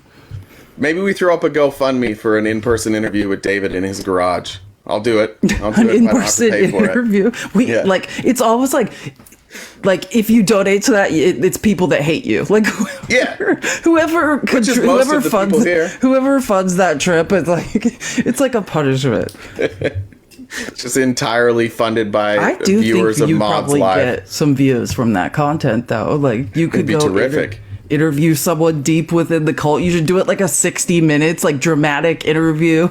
Well, the thing is, like, we wouldn't, you know what we wouldn't have to do is every 3 minutes be like, "Can you turn your mic down? I hear your intestines working. I can't keep hearing Break the mic while you're there. I'll pay for you to break the mic with a hammer, like on camera." Has there ever been anybody that blinked louder? I didn't even know blinking made a sound, but with David, it's like, boom, boom, every time he blinks. Just the start of Law and Order. Anyways, next. Okay, so what I want to go to is, I found a study we can all use if you're talking to whoever. This is about Trump's latest thing that he's spewing in all his rallies and town halls, which is called migrant crime. Yeah, that one that he found midway through his speech. Migrant crime. He like accidentally said it. He's like, "Oh, I like that. Migrant. Yeah, like it's Biden and migrant put together. And and we were talking about, like, I've said this before. I heard Robert Garcia, who's he himself is an immigrant, right? And he's amazing on the Oversight and Accountability team and the Judicial Committee. And he said, just for the record, he's like, "I think some Republicans need to hear this. Like, migrants are less likely to commit crimes than U.S. citizens, you know, because you could be what? Deported, right? Yeah, you're trying to lay low when you're an immigrant." And so I went and I was looking. There's no study, right? There's no study that would back any of this up. Oh, because I made it all up. Because Trump's going around saying that it's true, right? That there is a crime wave, an overwhelming. Where have we seen this before? Did he, for the 2022 midterms, make up a crime wave that was, which actually, I remember that. Well, in fairness, he had the pandemic. Like, crime did rise during the pandemic, right? So he had at least a little speck of real statistics to go off of, but it largely went down before it was already going down before the midterms. They continued selling that. And now all we have is, since he didn't fix the border, which, again, let's hypothetically say there was a migrant crime wave. Whose fault would that be? That would be Donald Trump's fault for not allowing anyone to do anything about the border and underfunding the Department of Homeland Security and the border officials. Like, that actually, if there in fact was a migrant crime wave, that's Trump's fault. But there's not. Discord wants to make sure, and you've researched this. Discord wants to make sure that you double checked. He does mean Biden crime wave and not Biden immigrant wave, migrant wave. This is what he said. They weren't sure Biden if they meant. Hold on. Plus migrant. Hold on. Yeah, they just weren't sure if they meant bisexual migrant, and they just wanted to make sure that. Are you joking? Donald Trump isn't concerned. Well, that's what the Discord's asking. They want to know. Okay. Are they worried about bisexual migrants? Because that also sounds like. I have heard people say that in my comments, though. That sounds like a real thing that Republicans would like bring to the floor of the House be like, today we have a new bill banning bisexual migrants. They'd be like, it would unanimously get voted by Republicans. Yeah, well, they're going to handle that by just not letting anyone in the LGBTQ community procreate, as we just learned. That's part of the Christian nationalist movement, to stop surrogacy from being able to happen, declare embryos as people, so that nobody that is not in a same-sex union who conceives naturally can have children. And that's social eugenics. That's what that is. I would also like to point out that our good friend Derek Cage, I haven't seen in a while, who is he's in the adult film industry and is a schmex worker. He has repeatedly told us that he lives in Utah, and one of the main reasons is because on the conference weekend, which happens twice a year when all the religious people come into town, he cleans up. That's when he makes his most money. So anytime there is some sort of religious convention, all of those specifically gay men schmex workers make a lot more money. Oh yeah, I do. He did. He did do a little expose about that. That was a great live. That was fun. I love Derek. Hi, Derek. He's wonderful. Don't be a stranger. Diva also loves Derek. That's right. I think we all do. He's one of those. He was my friend first. He's my friend first. He's very charming. Armando sent a donation getting started the fund for the live with Democrat David. The in-person live with Democrat. Oh, it's already started. You actually are probably gonna have to go do this. I'll go. If I don't have to pay for it, I'll go. That's hilarious. William sent a donation, said, "I'll be your anger translator for the David interview."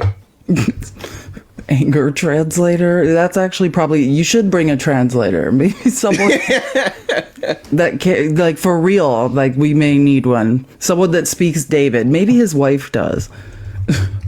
Okay, so this study, we got a real reputable one. This is from the Institute for Economic Policy Research, the Stanford Institute for Economic Policy Research. So this is from Stanford University.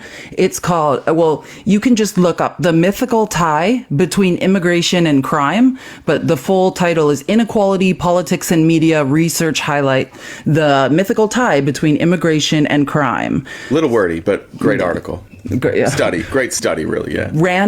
I think it's Abramitsky and co-authors uncover the most extensive evidence to date that immigrants are less likely. Let's get that for Trump's new talking point that is completely fabricated, are less likely to be imprisoned than U.S. born individuals. Now, but this is again from an unaccredited woke left-leaning university, Stanford, right? Not a good school. This is from just the woke Stanford. This isn't from Texas Christian University or Liberty College somewhere admirable, right? This is from that TC. Woke Stanford. Go Horned Frogs. Hook 'em horns. Oh wait, no, that's no, Texas. TCU are the Horned Frogs. What do they say to their horn? What do you do?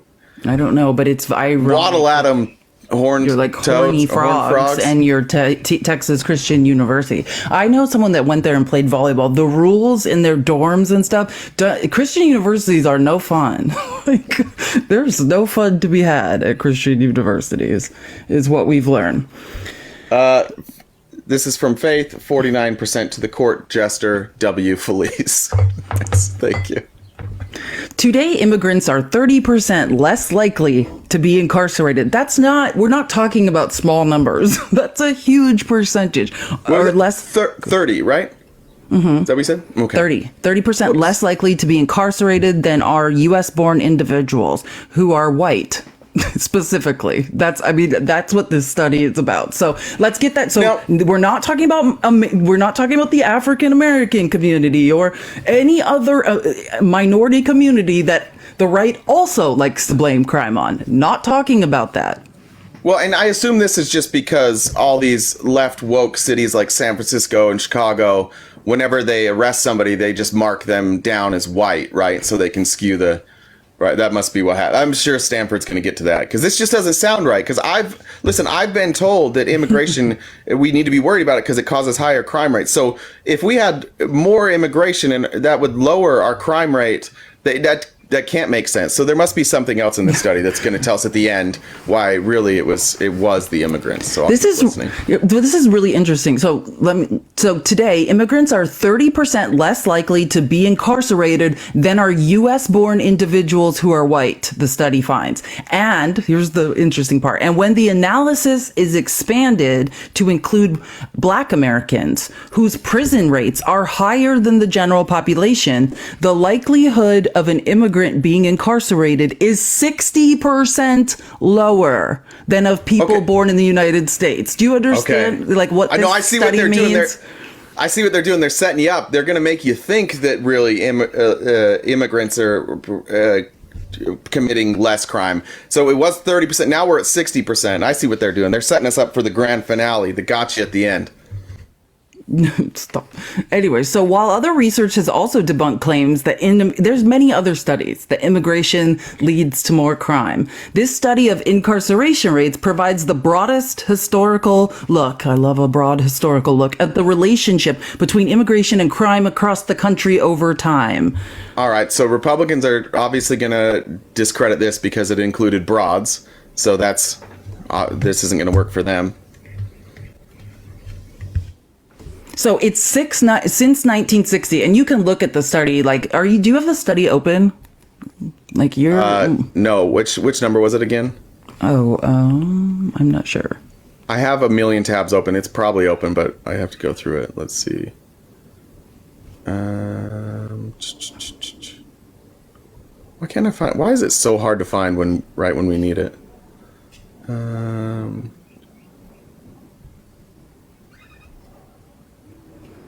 Sorry, guys. Enjoy the dead air. I'll find it. Just keep going. I'll find it. Yeah, because I'd like you can look at it and do color on it, and there's just a lot of information. I'm not sure. This is a very long study with a ton of specific information. So according to since I think what's important is to go from 1960. So since 1960, immigrants have been less likely to be incarcerated than the U.S. born. According to the study, so what it's saying is, think about it. Like back in the 1800s, like way back when everybody was immigrating from other countries, like this was more muddled. But since 1960, when America started being much more stringent on immigration, like we weren't just like, come one, come all, give us your tired, huddled masses. Then it became, immigrants have been less likely to be incarcerated into the U.S. This is the case for almost every region in the world that is a major source of immigrants to the United States. As of 2019, immigrants from China and Eastern and Southern Europe were committing the fewest number of crimes as measured by incarceration rates relative to U.S.-born individuals. The exception is Mexican and Central American immigrants, but the higher incarceration rates, I love how specific and how it's so, he explains this, for this group since 2005 is largely attributed to the fact that the census data combines incarceration for criminal acts with detentions for immigration related offenses. So we're muddling in things that aren't crime, the same type of crime and violent crime. The research. I think just an important context there is there's essentially if it's an immigration crime, like you really can kind of throw that out as far as like who commits the most crimes of people who are, because coming here was the part that was the crime, so that doesn't count like immigrants living exactly here. So barring the fact that coming here what could be a crime, we're talking about once you're here committing other crimes, they're saying carrying refrigerators out of Walmart or whatever Trump keeps saying that he's constantly witnessing. So the research is, so even in the groups that are higher rates, so incarceration rates among Mexican and Central American immigrants were similar to those of U.S.-born individuals between 1980 and 2005. What's more, comparing the imprisonment of Mexican and Central American immigrants to that of white males born in the United States based on education tells a different story. According to Abramitsky, I know I'm probably pronouncing that wrong, men without a high school degree are the group most likely to be incarcerated for criminal activity. But Mexican and Central American immigrants with low levels of education, which comprise a large share of immigrants from this region, are significantly less likely to be incarcerated than U.S.-born men with similarly low levels of education. Are we retaining the truth? Yeah, I think what's also interesting here, and a number that they probably, I guess they could take a guess, but like this is just the data. This is the raw data. This is before you have taken into account things like systemic racism, things like the laws on the books that we've had in Arizona, where like just looking a certain way can get you pulled over. Right. And in Arizona, that was specifically if you looked like you were Mexican, you got pulled over. And police regularly do that. So if you're looking at border states like ours, I think the data, we could pull it back up, but I think the data is like 4 to 5 times more likely to be pulled over in Arizona if you have brown skin. I don't remember what the exact number. Oh, yeah. Like Sheriff Joe assured that. Yeah, so more interactions means more chances to get you with a crime, more chances to give you a fine that you can't pay, that then turns into a bigger crime, and then you wind up being in jail because now you're dodging warrants because you can't pay the fines. Like these numbers aren't even taking into account systemic racism. That's what's so crazy about these numbers. It would be interesting to see like what the estimates would be once you factor in programs like that. Yeah, and this is a fascinating, like, multi-layered study, but so the researchers say this is interesting. The researchers, because not all studies yield all the answers. Researchers say it's not entirely clear why the data show that immigrants have been imprisoned at increasingly lower rates than U.S.-born males since 1960. Many of the explanations many of the explanations we had in mind turned out to not be right when we looked at the data. For example, examining differences in age, marital status, or education level among immigrants didn't provide a clue, nor did changes in immigration policy or states in which immigration was settled. So none of that... Yeah, you want to talk about respecting the country. You want to talk about like being patriotic. Like when you are an immigrant to this country, depending on like before you get your citizenship, if you're on a green card, like one mistake, you're fucked. You can be gone. I have a good friend that immigrated from South Africa, and their family. And that was one thing he said. Like he would never speed anywhere.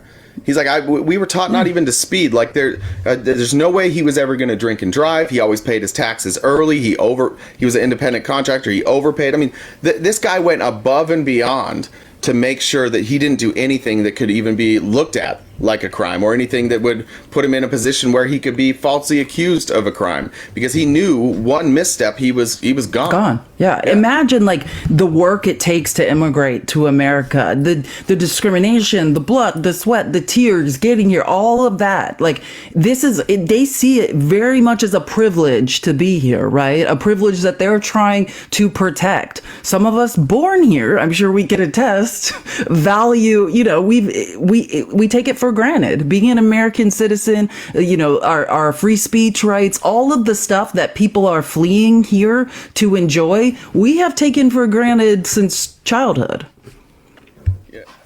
Thor, first of all, it's good to see you back. That's weird. Like, yeah, I didn't say you got deported if you sped. I'm saying that there are people who are here on like a green card, as an example, and they don't even want to get in a position because maybe you get speeding, and then maybe you get DUI, or you get. I mean, how many times have you seen cops in court who ran a DUI stop where somebody wasn't even drunk? They blew zeros. They appeared to pass the sobriety tests, and they still wind up getting arrested. It happens all the time.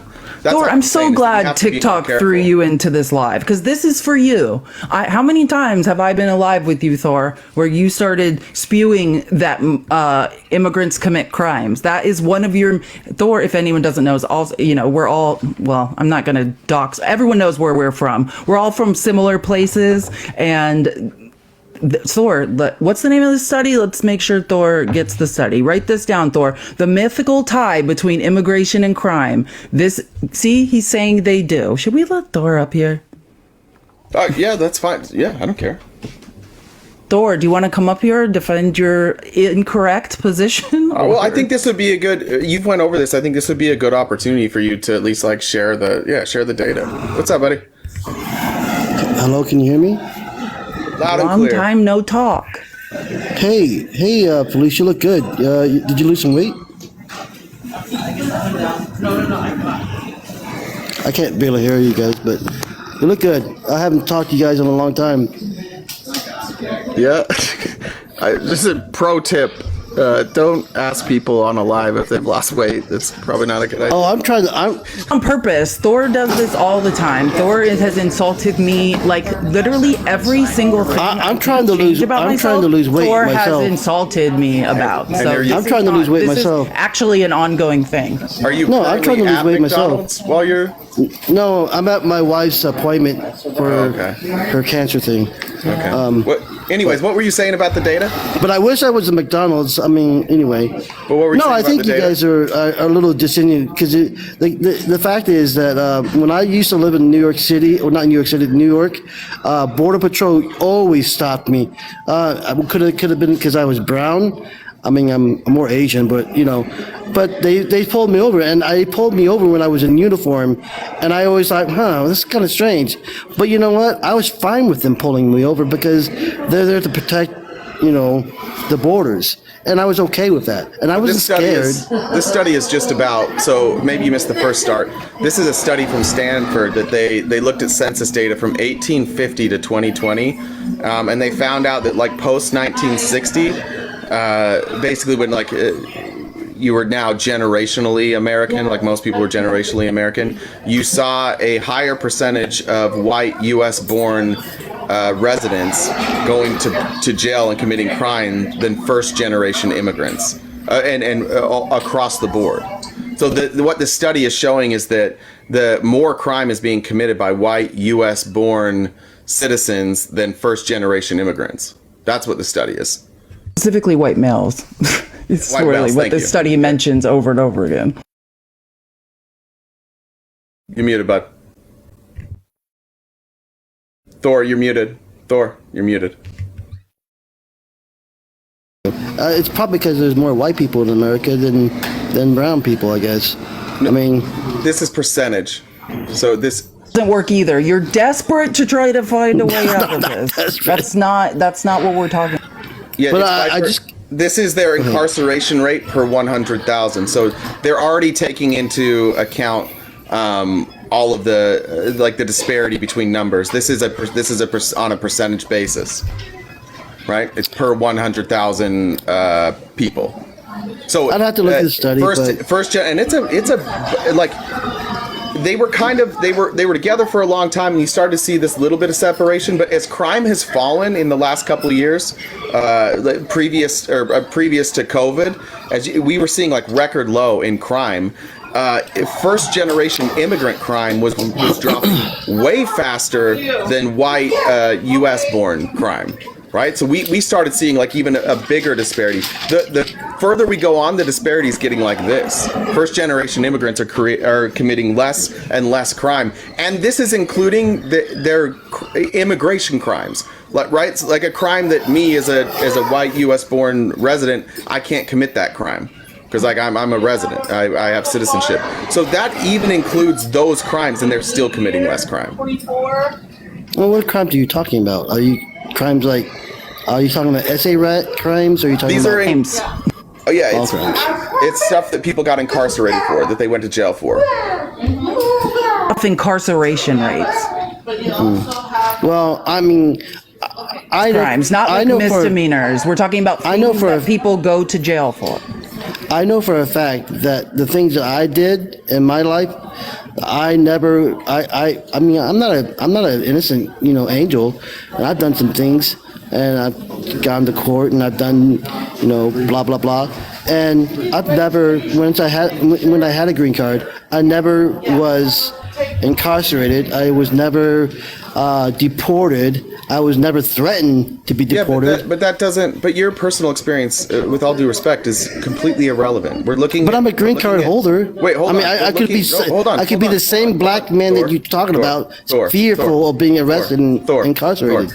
Thor, don't cut me off in the middle of my sentences, okay? I've let you talk. Okay. That doesn't matter. Your personal anecdotal experience does not override this data. Do you understand that? Like, why would anybody think that because Thor says something, what you say is more important than this data? This is a study from over, 170 years. This is 170 years worth of data versus your personal experience. And Jen muted you, so before you answer, you'll have to unmute because there's a lot of background noise.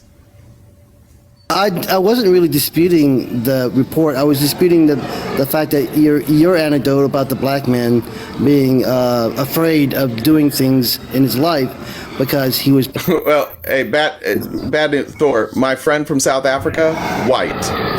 Oh, whatever. Yeah. Okay, black person. Yeah, he was just African, no. I whatever. was just saying that all I was saying by that is that if you are on a green card, there's added repercussions if you commit a crime. Right? If I commit a crime, I'm not on a green card. They're never sending me anywhere else. But let's say I committed that same crime and it was a felony and I had a green card. If it was a serious felony, I likely am going to be deported. That's all I was saying. So he stayed away from even speeding because he didn't even want to get to a point of getting a speeding ticket. He was so concerned about making sure he stayed out of trouble. I wasn't saying that if he was speeding, he'd be deported, or that obviously he wasn't getting pulled over more. He looked just like me. You know, you're muted, Thor. Every time you speak, you're going to have to unmute because Jen's muting you because of background noise. Well, I don't know who Jen is, but she's my mod for muting me.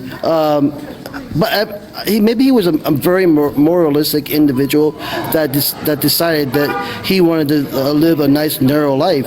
It's not because he was fearful of. No, this is stupid. He told me that's why he did it. Why are you now trying to you're now trying to put yourself in my friend's head? For what reason? We're just talking about data here. And I'm telling you an anecdote. I told an anecdotal story about my friend, which I recognize does not represent first generation immigrants. It only represented the point that there are people who are going to be more cautious because of the repercussions if they commit a crime. That's it. Sometimes, Thor, it seems like you just want to argue about something. And what we're arguing about is what my friend told me as to why he didn't speed. Why would we argue about that? I just thought it was something that was unfactual because I was a green card holder and I never once was afraid about losing any of my privileges. Now, I do have to admit, when I was a green card holder, I was afraid, or my parents were afraid of me going to Mexico and saying that I would never come back because I didn't have an actual green card. But, there's they'll think you're Mexican. It's I don't think so. But that's why I never went to Mexico because they probably had thought I was brown. But that's not true.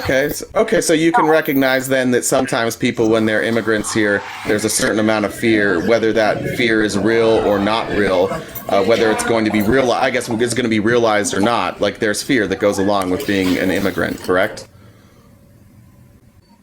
Yeah, that's all I was saying, Thor. That's the whole point. That's the whole point. Also fear of being okay, but do I have that fear? But all I was saying is that it didn't even matter. It wasn't even important to the data that we were going over. To be honest, Thor, none of this is important. What's important is we're looking at a study over 170 years that completely debunks this narrative pushed by right-wingers that if we have more immigrants, crime goes up. It's not true.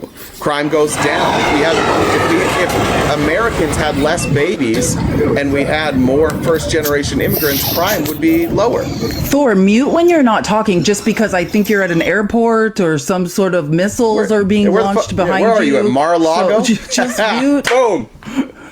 Yeah, exactly. He lives in the parking lot of the Palm Beach airport, we recently learned. But Thor, what's most important about this study is just that when we last talked, among a lot of the bigotry that you spewed was this belief, since the three of us live in Arizona, that the brown people that were sneaking over the southern border had caused a crime wave. And the main point of this study is just to say that, unfortunately, Thor, the math isn't mathing for that theory. It's not true. Well, that's not true. There's some can I say it? The H word, the Hispanic people Yes, you can say Hispanic. That's okay. Yeah, the H word, the Hispanic people in my area, they have stolen a lot of things from me. They've stolen my car. They've stolen my phone. I wish you would have thought twice about saying that. It's weird that you were worried about saying Hispanic, but not the next part. Or please mute. Please mute. The next part of that sentence was the part that was troubling, not the part where you said Hispanic. The part where, again, we're showing data and you're relying on an anecdotal story. But maybe people just steal from you because you're a dick. I don't know. Maybe you had it coming. Who knows? But, Listen, I would never even say that about you. I'll go look at the research. I'll look at it. I don't know, but I was really going on your anecdote more. I know. You have that knee-jerk reaction. You need to, for a weird reason, you've been cocked to white supremacy, and you feel a knee-jerk reaction to defend it at all points. I get it. That's fine. But shoot me your Felisa DM, and we'll get you this study, and you can check it out. Hey, what I don't understand is why you guys have such a big following of 900 people, lefties, that want to just eat everything you guys say, and it's purely hatred against conservatives and religion. If you made better arguments, there might be more people willing to listen to you. You're probably right. I'm not very articulate as you are, RTB. Maybe you should ask yourself, Thor, why 900 people think that what we have to say is valuable and you disagree with all of it. Maybe that's what you should be asking. Like, why do these other people? Because all Felice and I are doing is sharing stories that are actually happening. That's it. And we're pointing out that Christian nationalists are doing their best to force their views on us. I don't care what you believe in. If you can believe in anything you want. I have a problem when you use the Bible as a way to enforce the law, especially given the fact that our country was founded on the principles that there would be no established religion, right? And now you have Christian nationalists, your people, the people you're going to vote for, they want to establish Christian nationalism. They want to establish the church as where we generate our laws from. And you weren't here the whole day, Thor, but like we've covered, these aren't even like, these are right-wing sources. We are quoting people about what they are trying to do. That's all. We're quoting them directly. Here's what we're trying to do. Here's our plan. We're just reading it. Like, these aren't even our opinions. We're just reading what they have to say, Thor. I think you guys are just spewing more hate. And yeah, but can you address this is the Christian nationalist talking point, right? That us wanting to have our own rights. Thor, what we're telling you is you can do and believe anything you want. We on the left support you in your right to self-actualize and do and believe anything you want. And we would appreciate, Thor. Yeah, and we vote to protect, and we would appreciate if you would extend us the same grace, right? All we want to do is live and be who we were born to be. That's what we're saying. But your beliefs, unfortunately, involve taking other people's equality away. How you waste your Sunday is up to you. I waste my Sundays being gluttonous or playing golf or like sitting around doing nothing. I don't care how if somebody wants to go worship whoever they believe in on Sunday, that's terrific. Do it. If you want to have a prayer every day before you leave for work, terrific. You want to wear a Laura Ingraham cross around your neck, terrific. And if it makes you happy, my parents are deeply religious. I hate their religion. I want them to stay in their religion because it is like the one unifying force in their life that gives them happiness. I'm cool with it. I just don't want my life to be dictated by your religion. Is that really a lot to ask, Thor? I think one day in the time in your life, you'll understand the anger and the hate that you have towards religion is kind of fueled from your childhood. From being religious for 30 years? That is trauma from your parents. Yeah, because maybe your parents forced it too much on you. I need to be very clear. Any trauma that was inflicted on me was by the clergy at my church, and there was some. There were some frankly abhorrent things that happened to me as a teenager and somebody in my early 20s. Some awful things. And those were a clergy member. And you know what? Like, I still see those men and I still shake their hands and I'm still kind to them because I don't blame them. They truly believe what they're doing is right. And I left. They can go to church on Sunday and I can live my life. But what I am going to do is warn people and show people, hold up a mirror and say, hey, like, this doesn't mesh with your religion. You guys think that criticism, this is the problem with religion often, is that you think your religion is perfect, so any criticism of it is hatred. It's not. The criticism should be levied at any organization that acts in that way, that acts like a cult. Any organization. And you should look at your own religious beliefs in the churches you go to and see, like, is any of this predatory? Are they telling these sweet old ladies that don't have more than $5 to their name to give their last $5 to the preacher and God will bless them, but they're on Social Security and that's not going up and it's not, what are they going to do? Win the lotto? They're not going to get another job. And they're told every Sunday, God will bless you. And they're cutting their meds. They're living on shitty food and they're just giving it to that preacher every week. Yeah. Like, I think I feel bad for that lady. Money. God never asked for money. Jesus didn't ask for money. So yeah, I'm going to point out instances like that. If you want to call that hatred, that's fine. But like, I think taking advantage of people and their conditioned responses is far worse than anything I'm doing. And you guys assume that I go to church, and you guys assume that I'm no, I didn't assume you go to church. You said I have hatred. You said I have hatred. But you do. And I'm explaining that's not hatred. Criticism is not hatred. Criticism, you think it's hatred because I make good arguments. Hey, I gotta go. My wife's done with her appointment. It was great talking to you guys. Hi, Thor's wife. I'm so sorry. I hope things get better for you. RTP says he's sorry. Yeah, save yourself. And Felice says if you're ever looking for an upgrade, let us know. Get the fuck out of here. Bye. Yeah, he really turned on the charm when his wife came around. I know, Thor. It's interesting to see Thor operate. It's fascinating. The thing, it's not that is the scary thing, right? That's what Alito was saying in that decision, that criticizing Christianity, pointing out that or even criticizing it is taking rights away, God-given, if you will. Remember, that's what we were talking about, that God is above the courts. No one has the right to supersede God. And if part of their beliefs in God is that the LGBTQ don't have rights, then we're not people.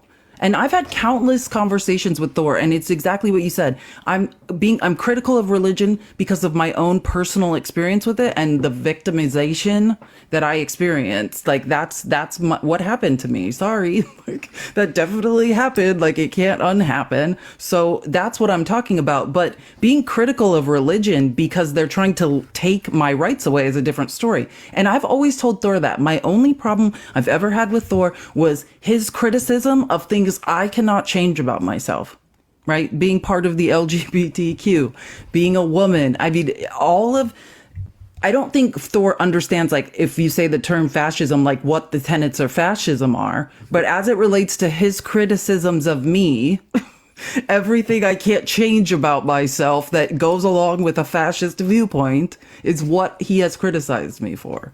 Yeah, first of all, I don't think we unbanned Thor. I think for a while we just didn't bring Thor up because he was not doing well. And again, like we've tried to, and I'll try and make this clear. Like Felice and I have both talked offline, just that we need to do a better job of letting people with different views come up and actually share what they have to say. Like it's a tricky balance to try and keep them on subject. So sometimes you still have to cut them off, but at least allowing them to speak when they're on subject. I was just reminded of that Netflix did that Waco series, which was unbelievable, but it always stuck with me. The end of it. They go and they cut to these people who were there, who were actual Branch Davidians who got away and still believed, right? And I think that's the part that for me as somebody who allowed. Look, I don't want to cry victim. Like the stuff that like I was the abuse. You're a victim. I mean, we're survivors, but like, it's not. You're not crying victim. Don't say that. That's not what you're doing. We have every right to tell our story. You're right. Fair enough. There are predatory practices within religions, and they prey on people who will believe no matter what. Like, these people literally sat in a house that and went to war with our federal government, and then participated in like the unaliving of children, the loss of mothers, of fathers, of friends, all because they were in this religious. And look, the U.S. government has a lot of fault here too. I'm not trying to say that they were all good, but these Branch Davidians, like 40 years later, they still believe, even though David Koresh was like, hey, the end is coming, like the second coming it's almost here, it's on its way, and then obviously he dies, and then it's 30, 40 years later, and they're like, yeah, we still believe him. And it's just like people hold on to that. When that becomes their whole personality, they can't let go. Similar to David with Trump. Like, that's the whole thing. That's who they are now. So yeah, that's where I get nervous. But I also think people need to be warned about how they're being preyed upon.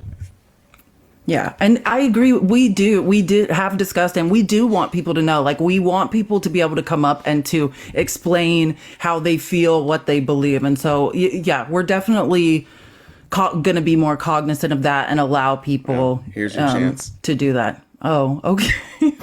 God, why did I have to be saying that right before? I was hoping I was gonna be like 1 minute because I'm right down the street from my house. Can I come right back up? You sound like you're where Thor is. Like, where are you people hanging out? I went to get something for my wife real quick. I'll be right back, guys. Push in her home state with just days to go now. Miss you, Felice. You stop being mean to me. Let's not attack my sexuality today like you did yesterday. It's like, it's so funny because it's like, I haven't talked to a lot of these people in so long because our relationship became so, emotionally, there was a lot of anger and hurt involved. And it's such a weird relationship to know, to spend months essentially debating someone, getting to know them. And then it's just an interesting dynamic, especially with David. But I will say this about David. Like, the thing that I think his redeeming quality is that David is not David will acknowledge systemic racism. Like, Dave, iffy on the LGBTQ, I will say, but there are things that I think fundamentally people in MAGA refuse to acknowledge, specifically systemic racism and how it affects minority communities. So I do appreciate, when I hear David educating, 2 or 3, you were at a live with me where David and Gorilla were educating the right, literally holding an educational live on systemic racism, and I'll never forget that moment. And that's, like you said earlier, that's the point. If you can get even those small points across, and those ideas go into a conservative debate stage, if I say that, or if you say that in a conservative live, the walls are already up there, they're going to be defensive. But when it's somebody on their side saying it, they're far more receptive. And like what we were talking about, the message is better from someone inside of a group. The minute I try to say the word systemic racism, they all stop listening. You know what I mean? If you go into a conservative live and you say systemic racism, everyone's like, I gotta go. Sorry, I have something to do. Sully sent a donation and said to never talk to David again. How about we just promise to be brief? I agree, but it is good to hear from the other side. And frankly, when David shows up, if we're just going to be fully transparent, which I think you guys could appreciate, when David shows up, other people show up. It's easier to get other op if they see that we gave David a chance, just for being fully transparent there. I recognize that it's unlikely that David and I will ever have conversations like we used to have.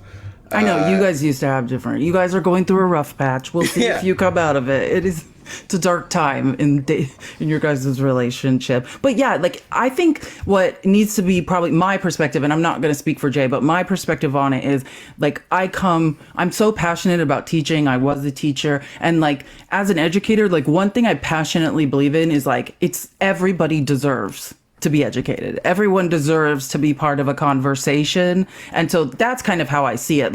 When you talk about David brings a different group, a group of, far right people to the live, when I'm going over studies, all that, I want as many people from as many places and many belief systems to hear it. So that, for me, that's what I see as the value. Hey, somebody asked who's going to propose first. David. David's definitely going to propose first. Oh, is that why he's coming David, is that why to you're choose here? between us? Are you trying to make me your sister wife? What's happening? Are you trying to make me a sister wife? No, a while back when I thought you were my true friend, I was like, oh, he'd be a good brother-in-law to argue with about politics all the time. And how about we turn that mic down so I can't hear the pulse of your jacket? All right, how about We that? literally can hear your shirt. Yeah, the loudest shirt ever. Yeah, I wasn't on that live, but I remember somebody telling me that you at one point mentioned that I could date your sister-in-law, but I'd have to be Christian. I used to think a lot of you, RTP, Jay. I still do. I still do. I just hate that I feel like you're controlled now. That's all. Yeah, David, and I just think that it's you. I just want you to be genuine. That's all. I know, and I think that after this election, I think after a while, we talked about this earlier. Actually, I think you'll go back to being like not crazy, like just like a good amount of crazy. Like, why do you think I'm crazy, dude? I just love Trump. Well, because dude, the amount of things that you've predicted were going to happen that haven't, and you just pretend that you didn't predict them is wild. Like the amount of times you said the election was going to be overturned. The favorite letter in the alphabet? The amount of times that you said data was going to come out. Like everything you've predicted has been wrong, but it's not me predicting. You're more sure now than you were then. Back then, it's rumors. Yeah, I mean, rumors. Is Trump president? Okay, well, guys, by the way, I've always believed in systemic racism. Nobody got me here to believe in systemic racism. I've heard you describe how in Vegas, like that was something. Because I see it happen every. I never said we convinced you. I just said I appreciate your defense of it. Like, more people need to do that on both sides, though, guys. Like you guys got to admit one thing. Not you guys in particular, but there are groups on the left where they'll just attack somebody. And not one person in the group will say anything. That's the problem I have. That's true. That's what steered me away from the left. That's why I don't do panels. It's the same. Yeah, you're right about that. I'm gonna be honest. Like, there's very few left-leaning content creators that I listen to. The ones I do listen to on TikTok, they're not like that. Like, I don't like sitting or listening to panels. I agree with you. But David, I guess like the question is like. My frustration with you is that no matter how many times you're wrong, your belief in Trump every time you're wrong seems to get stronger. Like what? That's what's well. So you were wrong about January 6th, all those convictions being thrown out. You were wrong about Trump having the election overturned. You were definitely wrong about Cheesebro turning on Trump and being a witness. I'm not wrong about that. Well, he's a witness in like 6 cases. So yeah, he's a witness, of course. I've never denied that. I said that what he is saying about this are two different things. That's all I'm saying. I'm saying he's going to be a witness. Do you remember when Rudy Giuliani was running around with Lev Parnas, and you told me that they were gonna they had found all the evidence that they needed? Yeah, there's all kinds of rumors about that. Lev Parnas and Rudy Giuliani both based. Lev Parnas like, dude, we didn't do shit. There's no evidence. You brought up Bob Alinsky. You brought up the unnamed source. It's not just me bringing it up. It's what's going on, David. I know, but then when you find out you're wrong, you never realize that you're wrong. Say you're sorry about Alexander Smirnov. Say you're sorry about trying to base an impeachment of the president of the United States off a pack of lies. No, because they arrested their witnesses. That's what they did. I mean, Dave, because they were lying. That's what they do in other countries. No, they say you're lying. We're going to punish you. David, you're not allowed to lie to the FBI. Look, you can't. I understand that you trust the good old government, Jay, but David, I don't. Okay, David, I just don't. David, I know, but it's not about the government, and this is where I wish you would be honest. You will trust the government if it backs up Trump. What do I trust the government about? I'm a fucking anti-tax-paying fucking. No, the minute Trump gets in office, you're going to trust the government. That's what he's saying. I will not. I back the police. You don't trust Trump, and the police don't lie. Like, this is what's crazy. I'm not saying there's not corrupt police, David, though. Smirnov told different stories. They're clearly lies. We have the transcript of now him being interviewed. He's clearly lying, but you won't change your mind.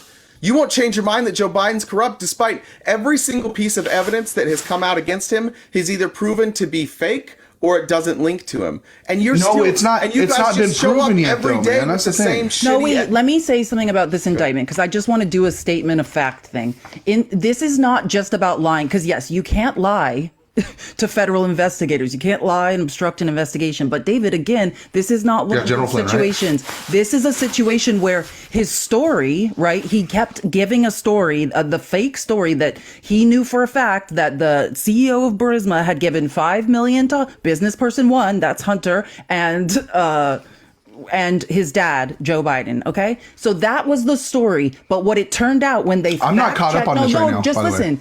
The reason that we know he's lying is not just because he told different stories to investigators. That's one part. The reason we know he's lying is because the story he told when they just simply fact checked, where in the world was the CEO of Burisma?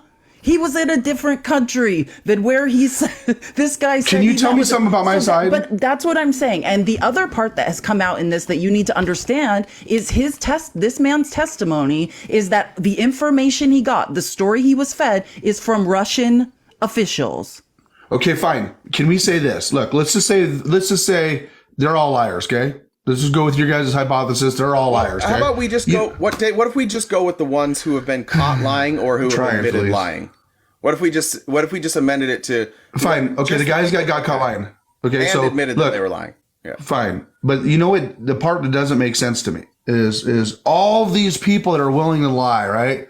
But not on the Democratic side at all, right? There's nothing going on there. There's nothing going on lying. Wait, but hold on. Gold Bar Bob needs to get out. We told you we don't like liars. But don't you understand? Like the MAGA group, we are like consumed with like we want the corruption gone, and most of us want the corruption gone on both sides. Not all. Some people are bigots. No, David. Like let's be very honest then about that. Let's be very honest.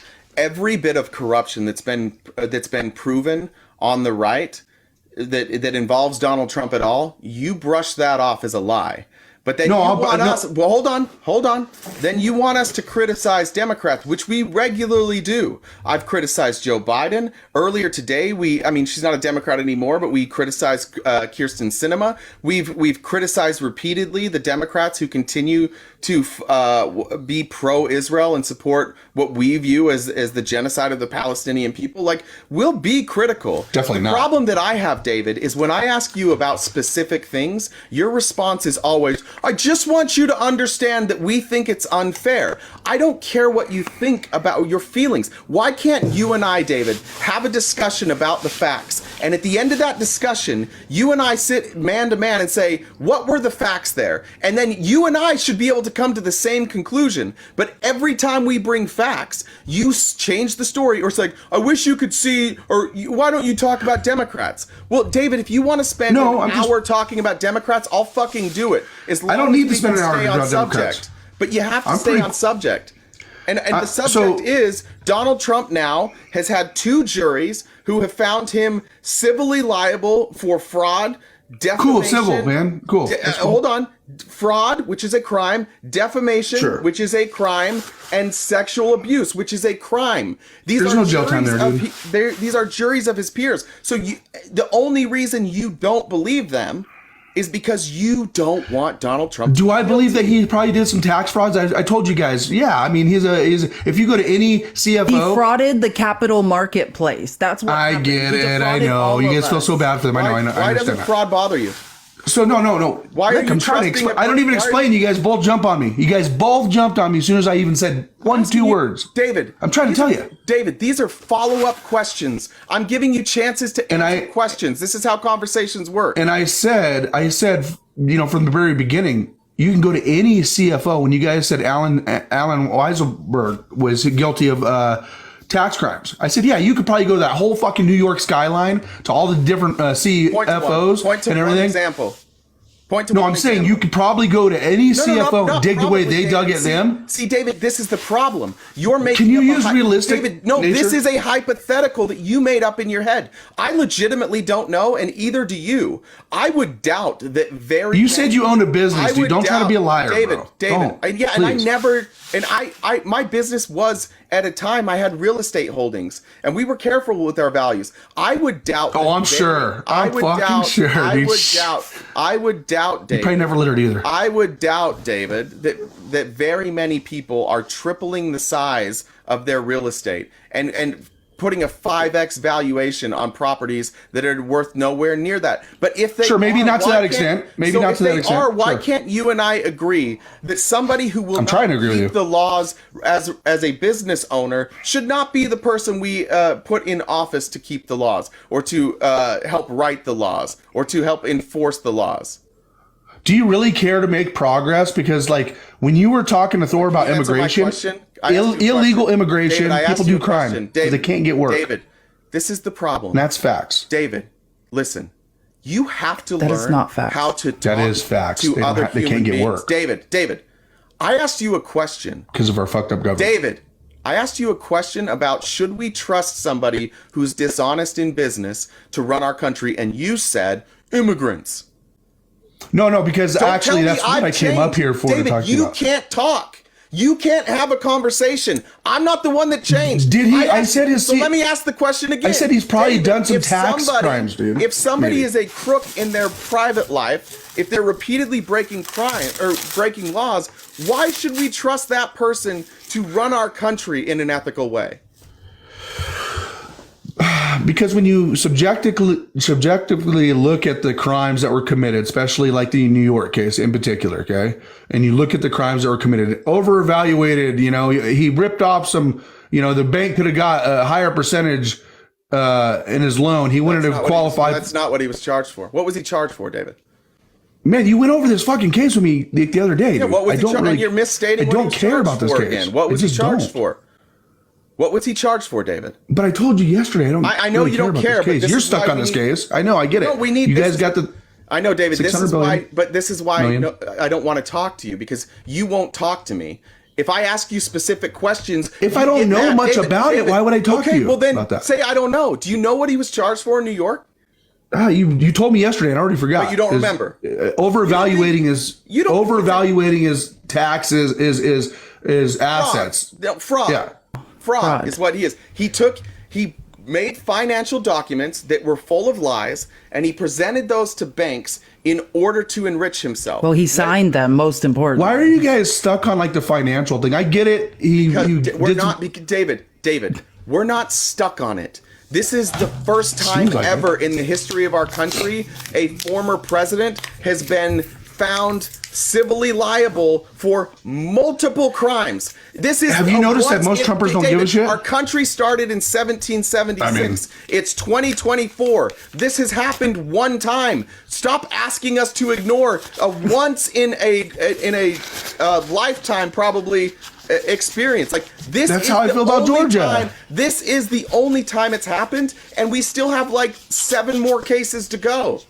And you want us to shut up about it and be like, well, I don't really care if you shut up about it. The economy was pretty good. It's not very interesting. That's all. I mean, it's not interesting to you because it makes your guy look bad. It is fascinating, David. It's not even. I don't think it makes him look bad. New York's going to starve. This is United States history. You are living through something that will be discussed in every textbook for the rest of our history. Everybody will know about this story, just like everybody knew about Nixon. This is the story of just our like Georgia. life. This is the story of our lifetime. But you're so in love with that guy that you're like, guys, can we ignore the biggest story of our lifetime? Please. Do you think it's the biggest story? Do you really think it's the biggest story? I mean, honestly, kidding, right? Of course it is. Of course. I don't think so at all. What is the biggest political story? Immigration. That's not a political story. It is. Trump's it's political. failure to fix by the nature. border is. We're holding up the border. What do you mean it's not political? We're holding up the border funding and all that. When was our last? It's not political though. David, okay, let me ask you a question. Admit it that you're holding up the border. We are holding it up. We are going to hold it up. Let me ask you a question, David. When was our last border crisis? Today. Before this current border crisis. When was our last one? We always have a border crisis. Yeah, nobody fucking cares. That's the point. It's not history. Well, I care. Nobody, you care. Nobody cares. 10 years from now is That's going the to point. care They don't work for about us. this. That's my point. No, 10 years from now, this isn't in the You don't history understand. books. You're saying like this is the biggest moment in our history. Fuck off with that. No, it's not. You are so. You think that he's going to be stuck with 600 million? No. Do you really think that? Talk to me about Donald Trump and don't change the subject. Let's talk about it. Okay, guys, tap the screen. Let's get to 200K. Do you know or do I need to explain it to you?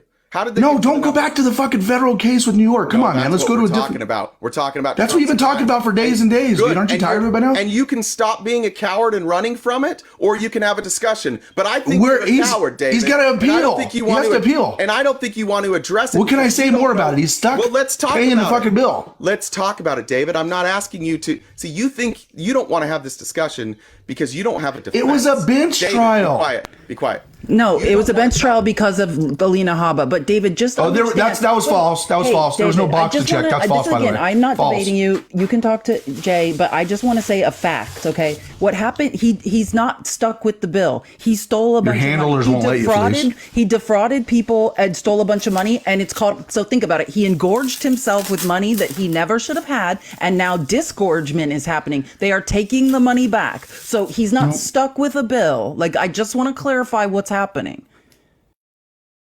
So let's talk about this case, David.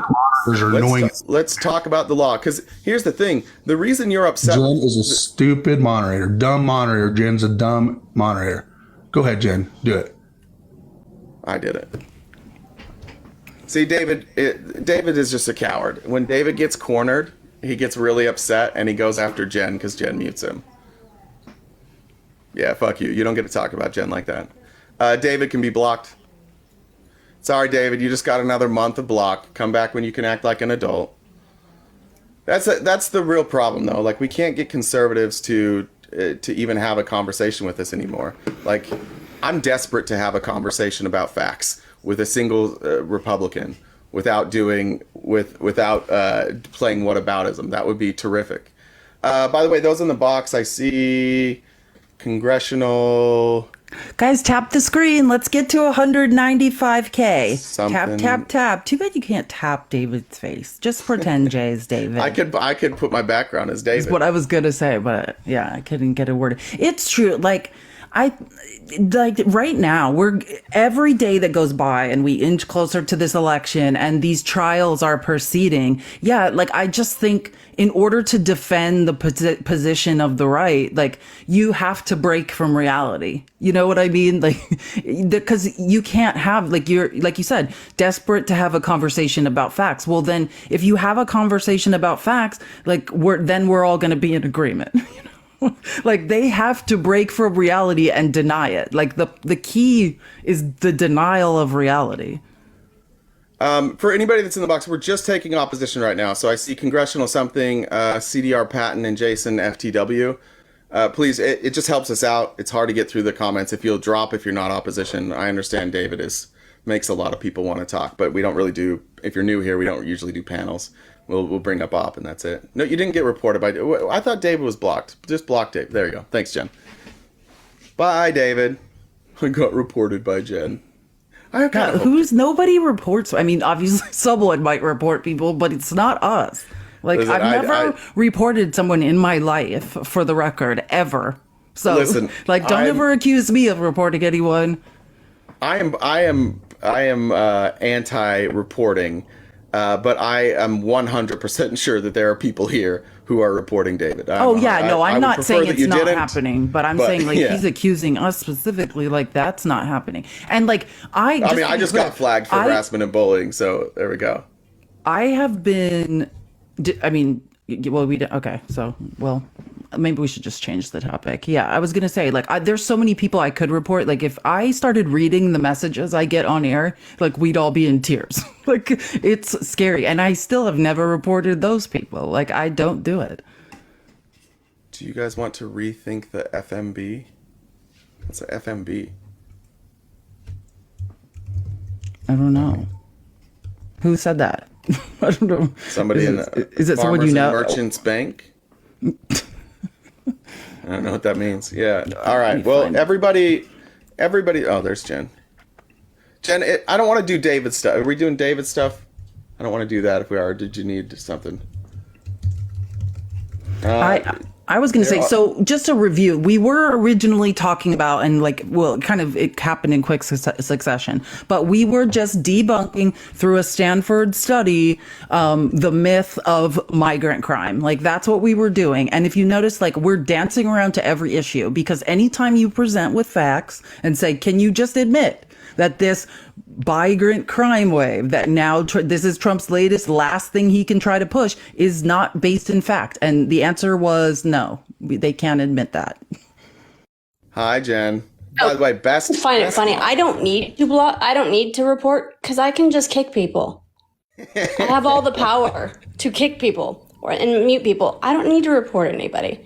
And I blocked you. I'm sure David came in on another account because he's obsessed. But so was I too fast? Was I too fast? Did I kick him before you could? You actually you did. I was impressed. Yes. Thank you. Way to go, Peepaw. Look, he's back. See, like I said, the other account. There he is, Patriot. No, David. All right, people guys, don't like you. By the way, there's Jen. If you're in the box in your opposition, please let Jen know. Yep. All right. Later. Thanks, Jen. Bye. There he is. All right, let's go on to our next story. Jen, if whoever's in the box is up, just go ahead and bring him up whenever. Let's see. Again, so yeah, do you have the Stanford study up? Do you want to repeat what it's called so that if anyone wants to find it, just to debunk or it's already in the Discord anyway, so. But my cat's screaming. Hold on, let me get my cat.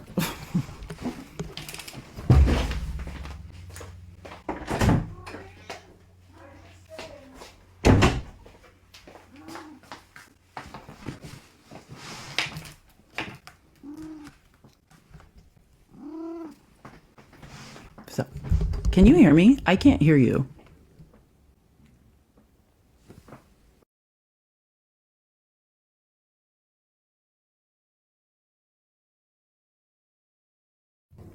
What about now? Are you okay? I'm glad. I thought it might be because you got a violation. That was weird. Okay, it's called the mythical tie between immigration and crime. And it's a great study. Like, we barely even touched on it. I mean, there are so many different ways to look at the data and things like that. So definitely it comes highly, highly recommended. I think, like, there's so many things to talk about today, but the next thing we could talk about is what? No, gosh, I never look at the number before I click on it. Number 17. This, my cat is strangling me with this cord. Hey, Mr. Kittens.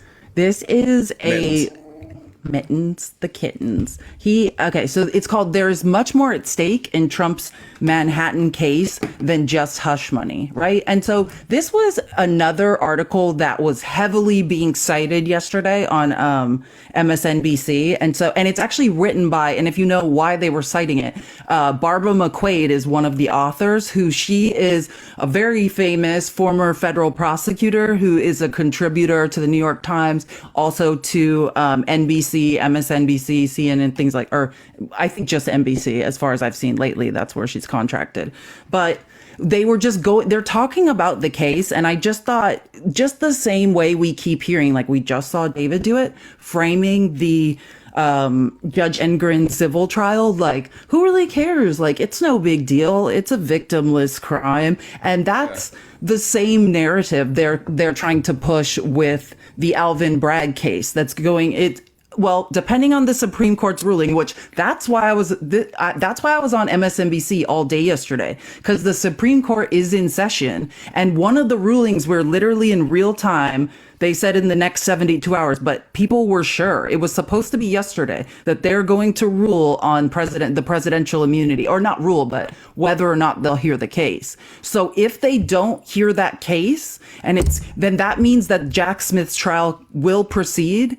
And Alvin Bragg has said if the Supreme Court isn't going to hear the case, that Alvin Bragg's case will step aside for Jack Smith's. So that's why all this matters, if you're wondering. So right now on the docket, Juan Merchan, who is the same judge that convicted the Trump Organization and Alan Weisselberg, has said, as barring anything, as long as there's no changes in the DC case, that the Alvin Bragg case will proceed and start on March 25th.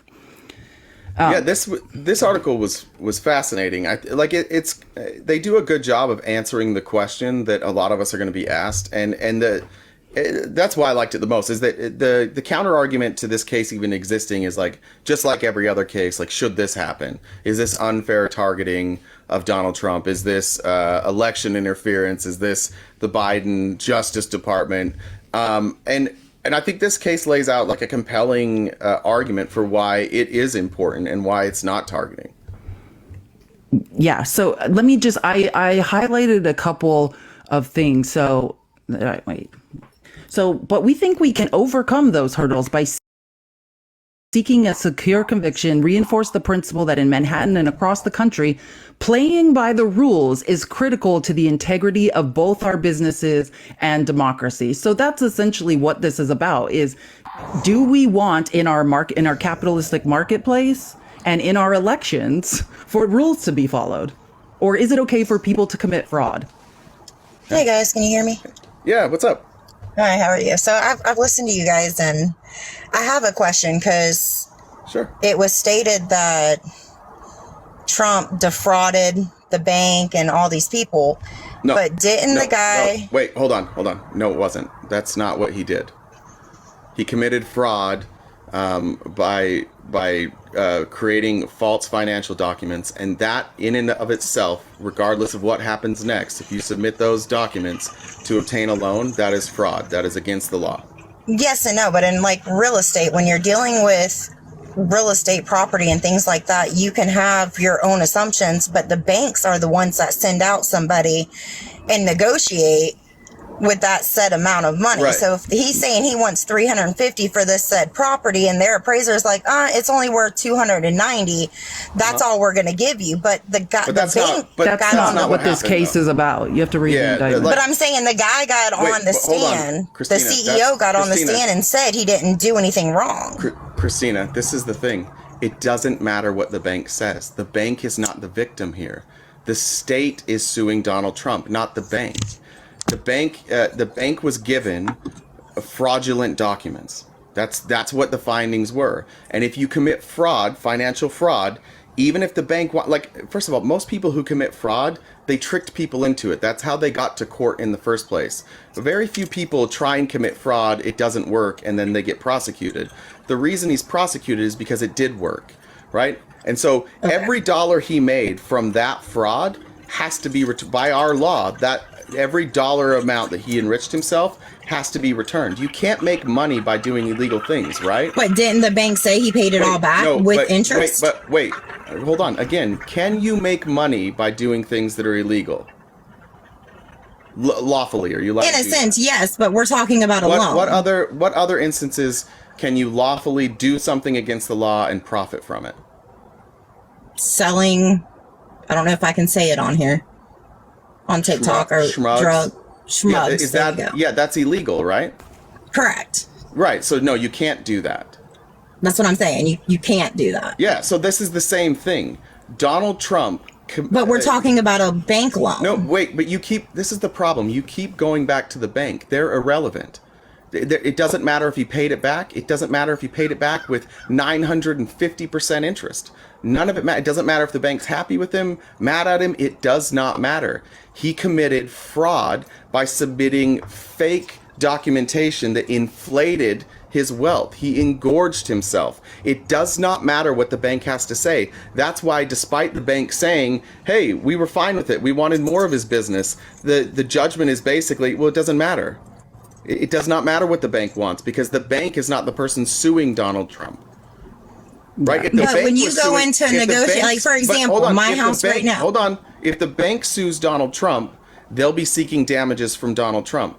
If the state sues him for fraud, what they're going to sue him for is every dollar he made from that fraud. Whether the people he made that money from cared or not, it doesn't matter. Okay, but my question to you is, and this is, I think, where I have a hard time understanding the whole concept of the case. And that is because when you look at it, okay, my house is up for sale. I'm putting my house up for sale for what I think it's worth. So I say it's worth $450 based on the market value that I see around me. An appraiser came in and said, no, it's not $450. It's only worth $420.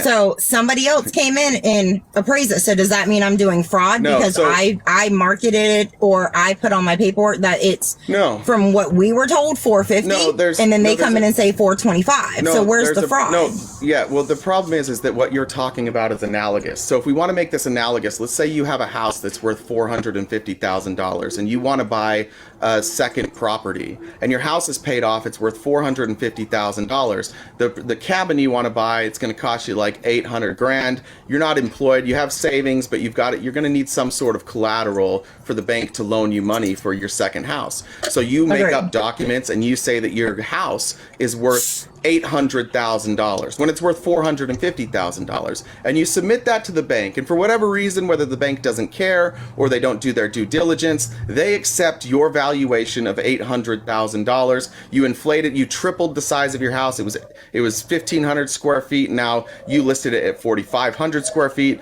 The bank didn't do their due diligence. You get the money, you buy the house, you pay off your loan, you never miss a payment.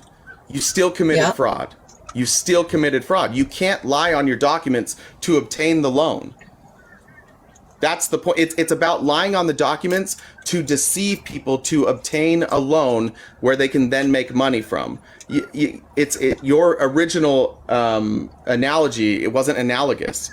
What you're saying is right. Like if Donald Trump had simply said, my apartment is worth 300 million and it was appraised at 20 million and somebody offered him 300 million, then yeah, like sure. I mean, there's rules that they would, I mean, it probably wouldn't work, but I get the analogy in which you're going 30,000, it's that can happen, but you can't lie about but I would think that would fall more on the bank not doing their due diligence because I'm the person doing the paperwork. They have to follow through. Right, but is the bank responsible for enforcing laws in this country, or is the Justice Department?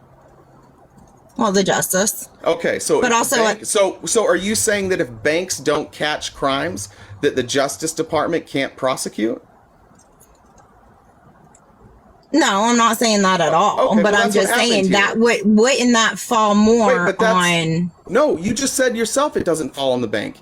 It falls on the Justice Department, and the Justice Department figured this out largely because Donald Trump got mixed up in a lot of things, and he wound up getting his attorney arrested, and his attorney ratted him out, and then his CEO backed it up, and then the statements that they brought in, all the financial disclosures, every piece of evidence backed it up. If you're saying that you don't think Donald Trump should be punished, then you're also saying that the Department of Justice should no longer exist, and banks should be the ones responsible for deciding. Well, I'm not saying that. I just hear a lot of real estate people that are getting on. I mean, hundreds are coming out saying that what he did is what's traditionally done. No, it's not. No, name and they have a misunderstanding of the facts of the case. Yeah. Well, and that's kind of why, I came up here because, I don't quite understand the full context of the case. I read it and I still don't understand how it's being put on him for paperwork. So those people in real estate that are coming out and they're saying this is just how it works, this is normal. Do you think that they are incentivized to not have the law looking at people? I'm sure because they're probably rich. Yeah, I agree with them. I'm sure that this has happened a lot. Because what's his name from? That's not a good the one that we were watching at the house before I left for work. From Shark Tank. He was on Kevin O'Leary. Yeah. There you go, Kevin O'Leary. He was on there talking, and I caught the gist of that. And he's like, "This is how it's traditionally done." And then I'm sitting here looking at the court documents in my house, and I'm like, "Well, wait a minute. The appraiser just came back. Did I do something wrong?" Well, so it makes you sit there and try to look at it, and I just don't understand. Well, listen to what O'Leary said. Listen to what O'Leary says, though. O'Leary and all of these other people that are coming out, what's his name? Grant Cardone did the same thing. What they say is this is how business is done. But when they're pressed and they ask, "Do you ever triple the size of one of your buildings?" They're like, "No, well, of course not. That's not standard practice." Do you think it's standard practice to triple the size of your building on a financial disclosure? Do you think that's what everybody... Okay, well, that's what Trump did. Tripled it. Tripled the size of and he did it multiple times on the same thing. I guess I can understand it for 50 million. I understand that when Kevin O'Leary and Grant Cardone come out and they say, "Yeah, well, look, there's some ambiguity in the numbers and it depends on who gives you the assessment." All of that is true. And that's built into our law. There are acceptable practices where there are variables that are accepted. But this is tripling the size of your home. Of course, that's against the law. Saying something's worth 50 million instead of 6 million, of course that's against the law. This case was so easy to rule on before the case started, basically, because they didn't ask for a jury, the judge looked at the evidence and said, okay, he committed fraud. Now what the rest of this trial is how much does he owe? And the way they figure out how much he owes is they take the time period from when he committed fraud and they try and go forward, and every dollar that they can attribute to that fraudulent activity, even if it's compounding, right? One thing led to the next. Every dollar he makes, he has to pay back because he acquired. Well, I mean, I understand where they're getting the amount from. That part I understand as far as what they're trying to say. I just don't understand the paperwork side of it. Just because. Wait, you agree it's fraud? You agree? I agree if he's when he's increasing the square footage. Yes, it's definitely questionable as to why that was done and things like that. I just didn't understand, and I think I still don't when it comes to, because in my opinion, the banks are the ones that do the due diligence. They send out an appraiser. They do the paperwork. Wait, that's not your opinion. You don't think it's the bank's job to enforce the laws. You don't think that. You think it's to enforce the DOJ enforces laws, but what I'm saying is if I'm the bank and I'm the one loaning you out the money, it's my due diligence to make sure everything that you're stating is factual as well. Well, what it looks like here in this case, because like when I go to get a home, I had to get an appraiser. The people that are buying my home had to get an appraiser to come to an agreement. Guys, tap the screen. What it looks like here is that the bank didn't really care that Donald Trump was giving them fraudulent documents. And the reason I say that is because they haven't sued him. Despite the findings of this case, meaning they lost roughly $100 million in potential revenue because of how he valued his properties, it appears that the bank doesn't really care. I agree with you. It doesn't matter. The bank's not relevant. He committed fraud. Do you think it's a good system where if you and I decide, hey, we're going to do something illegal, but we both agree on it, so now the Justice Department can't come after us? Do you think that's not a good way to run our system, right? Another example is with SA. Think about SA, Christina. Just let me say something. Think about SA. Like a lot of times, someone is graped, right? They recant. Yep. The victim will recant, but the rapist, if the case is there, right? If they have the proof, the state still prosecutes. Like whether or not the victim goes back and says, "Oh, I don't want my husband or my whoever in jail," the state still proceeds. The crime was committed. If they have the evidence, they proceed and prosecute. Yes, I can agree with that. So I think that deliberately the right-wing media has tried to spin this, and that's why if you turn on right-wing media or you're listening to right-wing lives, the focus is going to be on the banks, but honestly, it does not matter. The bank could say hey, we are going to pay him back all the money. We love him so much and he's made us so much money that we're actually going to give him back all the money he repaid us. And we're going to give him an extra $100 million because we love him so much. And we're going to replace all the stickers in our bank with Make America Great Again stickers. And it still doesn't matter. He still committed fraud. So when people are caught up talking about the bank, it's completely irrelevant. The facts of the case are that he definitely lied on his financial disclosures. Everybody knows that. They admitted that they lied. There's no defense for making a 10,000 square foot apartment 30,000 square feet, making a golf course worth $6 million worth $50 million. There's no excuse for it. That doesn't fall within reasonable ranges. So what you need to ask is, why are all these right-wing sources talking to you about the bank all the time? What's their agenda? Why, the bank isn't involved in this case. This was the state versus Donald Trump, and they're talking about the bank. Why do you think they're doing that? Well, I mean, at this point, the way you guys are putting it, the bank is also the one doing fraud as well. Yeah, agreed. They could. I don't know what the laws are. I think it's different laws for accepting fraudulent documents. I think they might be able to go after the banks. I have no idea how that works. But again, the question I asked you was, why do you think all right-wing news and all right-wing TikTok corners are talking about the bank when the bank is not even involved in this case? They're not a defendant. They're not a part of the prosecution. They're nothing. They were just simply a witness. And what they confirmed is that Donald Trump lied to them. They confirmed, and that's all they needed to confirm. I can't answer that question because I have no reasons as to why they're spewing that. Because I mean, that's definitely where I'm looking at it from a standpoint of view. I'm definitely looking at the bank from that standpoint of view. Running cover for Trump. because if you don't give Trump pro-Trump coverage, then you don't get coverage. You don't get any viewers. You don't get Trump on your show.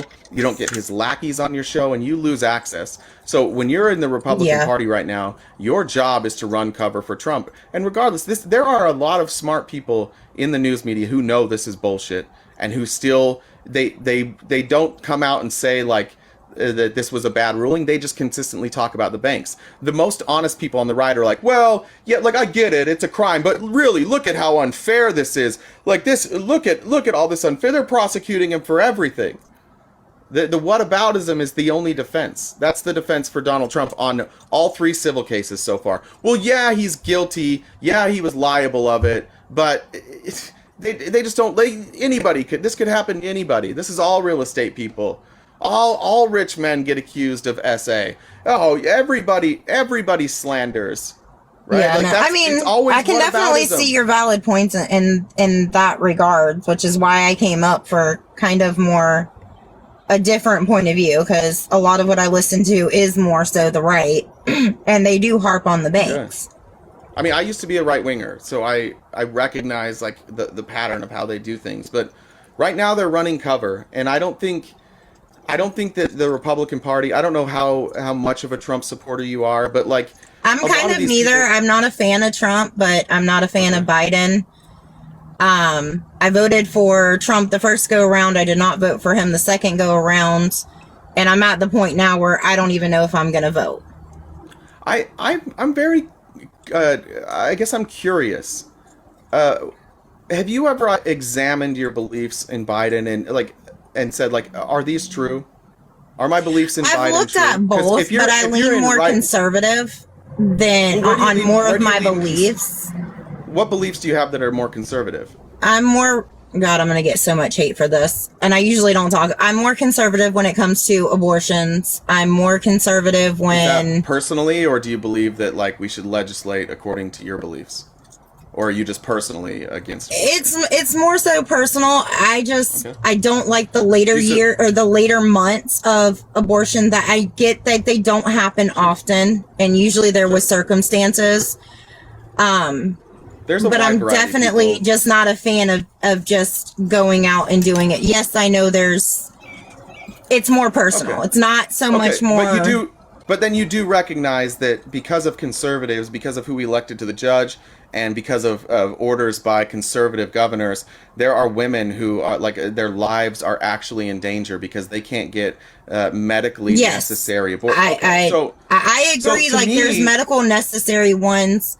When I say I lean more towards it, I'm also very pro that women are for my rights, my body, but also at the same time, the men have no say-so. And it's very controversial in the way I believe it is, which is why I don't talk about it a lot.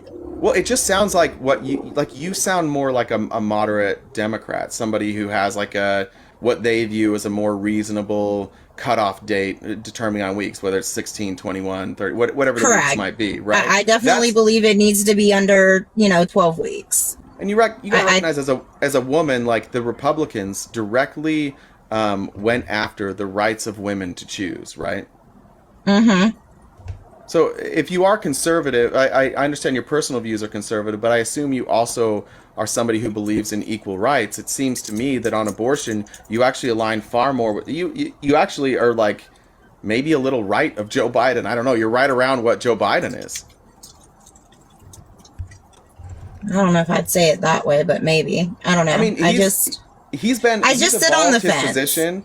He's evolved his position from pro-life to limited exceptions to like later cutoff dates.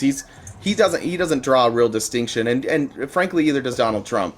But the Donald Trump presidency resulted in you having some of your rights stolen. Yeah, I can agree with that. I mean, I'm not disagreeing to that. Like I said, I sit on the fence because this is like the first time ever that I've never had a clear cut who I'm going to vote for. So I try to listen to both sides. I listen to a lot of your stuff. Appreciate that. When you come on, I listen to, I don't know if you know them, or I'm sure you do, but Mother of Dragon, MJ, and Moon Goon. I listen to a lot of them. And I are going to have a 1v1 debate, I think, next week. Oh, shit. I got to be in for that. Yeah. But I listen to both sides, and I try to see where I straddle more to lean. It's just very complicated because it's like, if you vote Republican, you're a MAGA. If you don't vote Republican, then you hate MAGA. There's just so much more to this election. What if you just than looked at it anything on a more, else? What if you looked at it on a more personal level and said, like, what's actually important to me, and where do my views align? Like, throw away those labels of like you're MAGA or you're not MAGA. Like, you don't seem like a person who agrees with a lot of the dumb shit Donald Trump says. You seem pretty. No, I don't. But I think I think the Conservative Party left you. I think they're far right of where you are now. Correct, and they are. But that's the problem that I have with everybody else on our ticket. Like, I cannot stand Volk or whatever his name is. He's way too extreme. Yeah, him. I don't even. Do you like the UFC? Do you like the UFC as a Volk? Is that what that was? Is that a Volkanovski? Yeah, reference? whatever his damn name. I can't stand him. He's way too much. DeSantis, he was a great governor for Florida until Trump really got into him, and now he's turned into somebody that's way too far right for me. What about Joe Biden then? What keeps you from voting for Joe Biden? In all honesty, the way that he communicates and the way that it shows that he's looking like he has dementia and they're covering it up.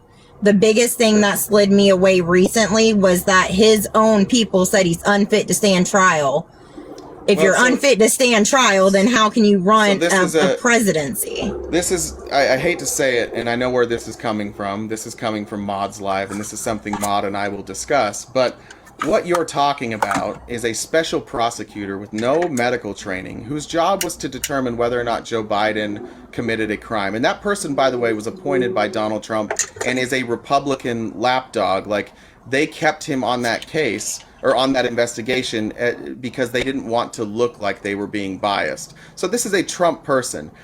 There is not hardly a legal scholar in this country who hasn't universally ridiculed this guy's his decision on Joe Biden. What he actually, the actual legal decision that he made was that there wasn't any evidence that Joe Biden committed a crime. When he laid out the legal argument, he's like, Joe Biden didn't commit a crime. There's no evidence that he committed a crime. I can't charge him on anything. Oh, and by the way, even if I did have the evidence, he's too old. He can't remember things. Well, I mean, I believe the report, if I'm not mistaken, said that he didn't remember. If I'm not mistaken, he couldn't even remember his son's death, that the day his son died. There was a lot that he couldn't remember, and he kept saying, I can't recall, and things of those natures. There's conflicting reports on that. The reports of the people who participated in the interview, including Joe Biden himself, said, of course I know the date. I think what he's referring to is Joe Biden misspeaking in public about the year he lost his son. So, like, he was so obscure with what he said. He didn't say, here's the quote of Joe Biden not remembering. He threw that in there. Joe Biden says that's not true.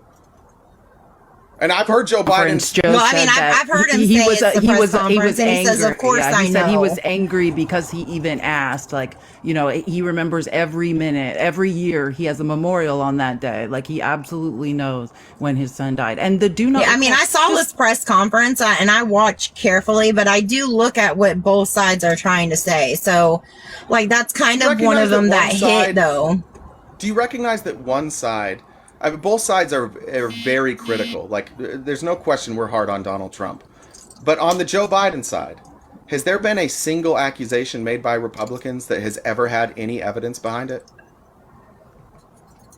Not that I can think of off the top of my head, no. But the thing other than the classified documentation in his garage.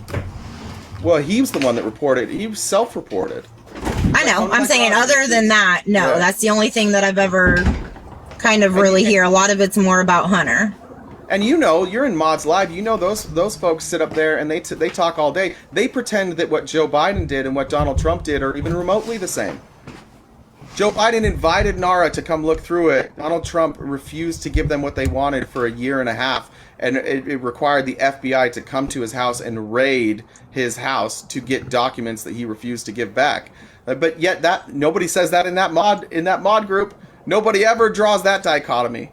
One of them. Well, that's not true because they have Jesse in there. That is ops. Well, yeah, Jesse proves it. Jesse says it did, and then they go back and forth on the issue. So, right. I'm just. I mean, I keep a close eye out because I mean, I'm going to be honest with you. The only two groups that I really listen to are Mod's group and your group. Everybody else is a bunch of opinions that they're just throwing things out. You guys, both groups come with more facts. MJ and Moon are the same way.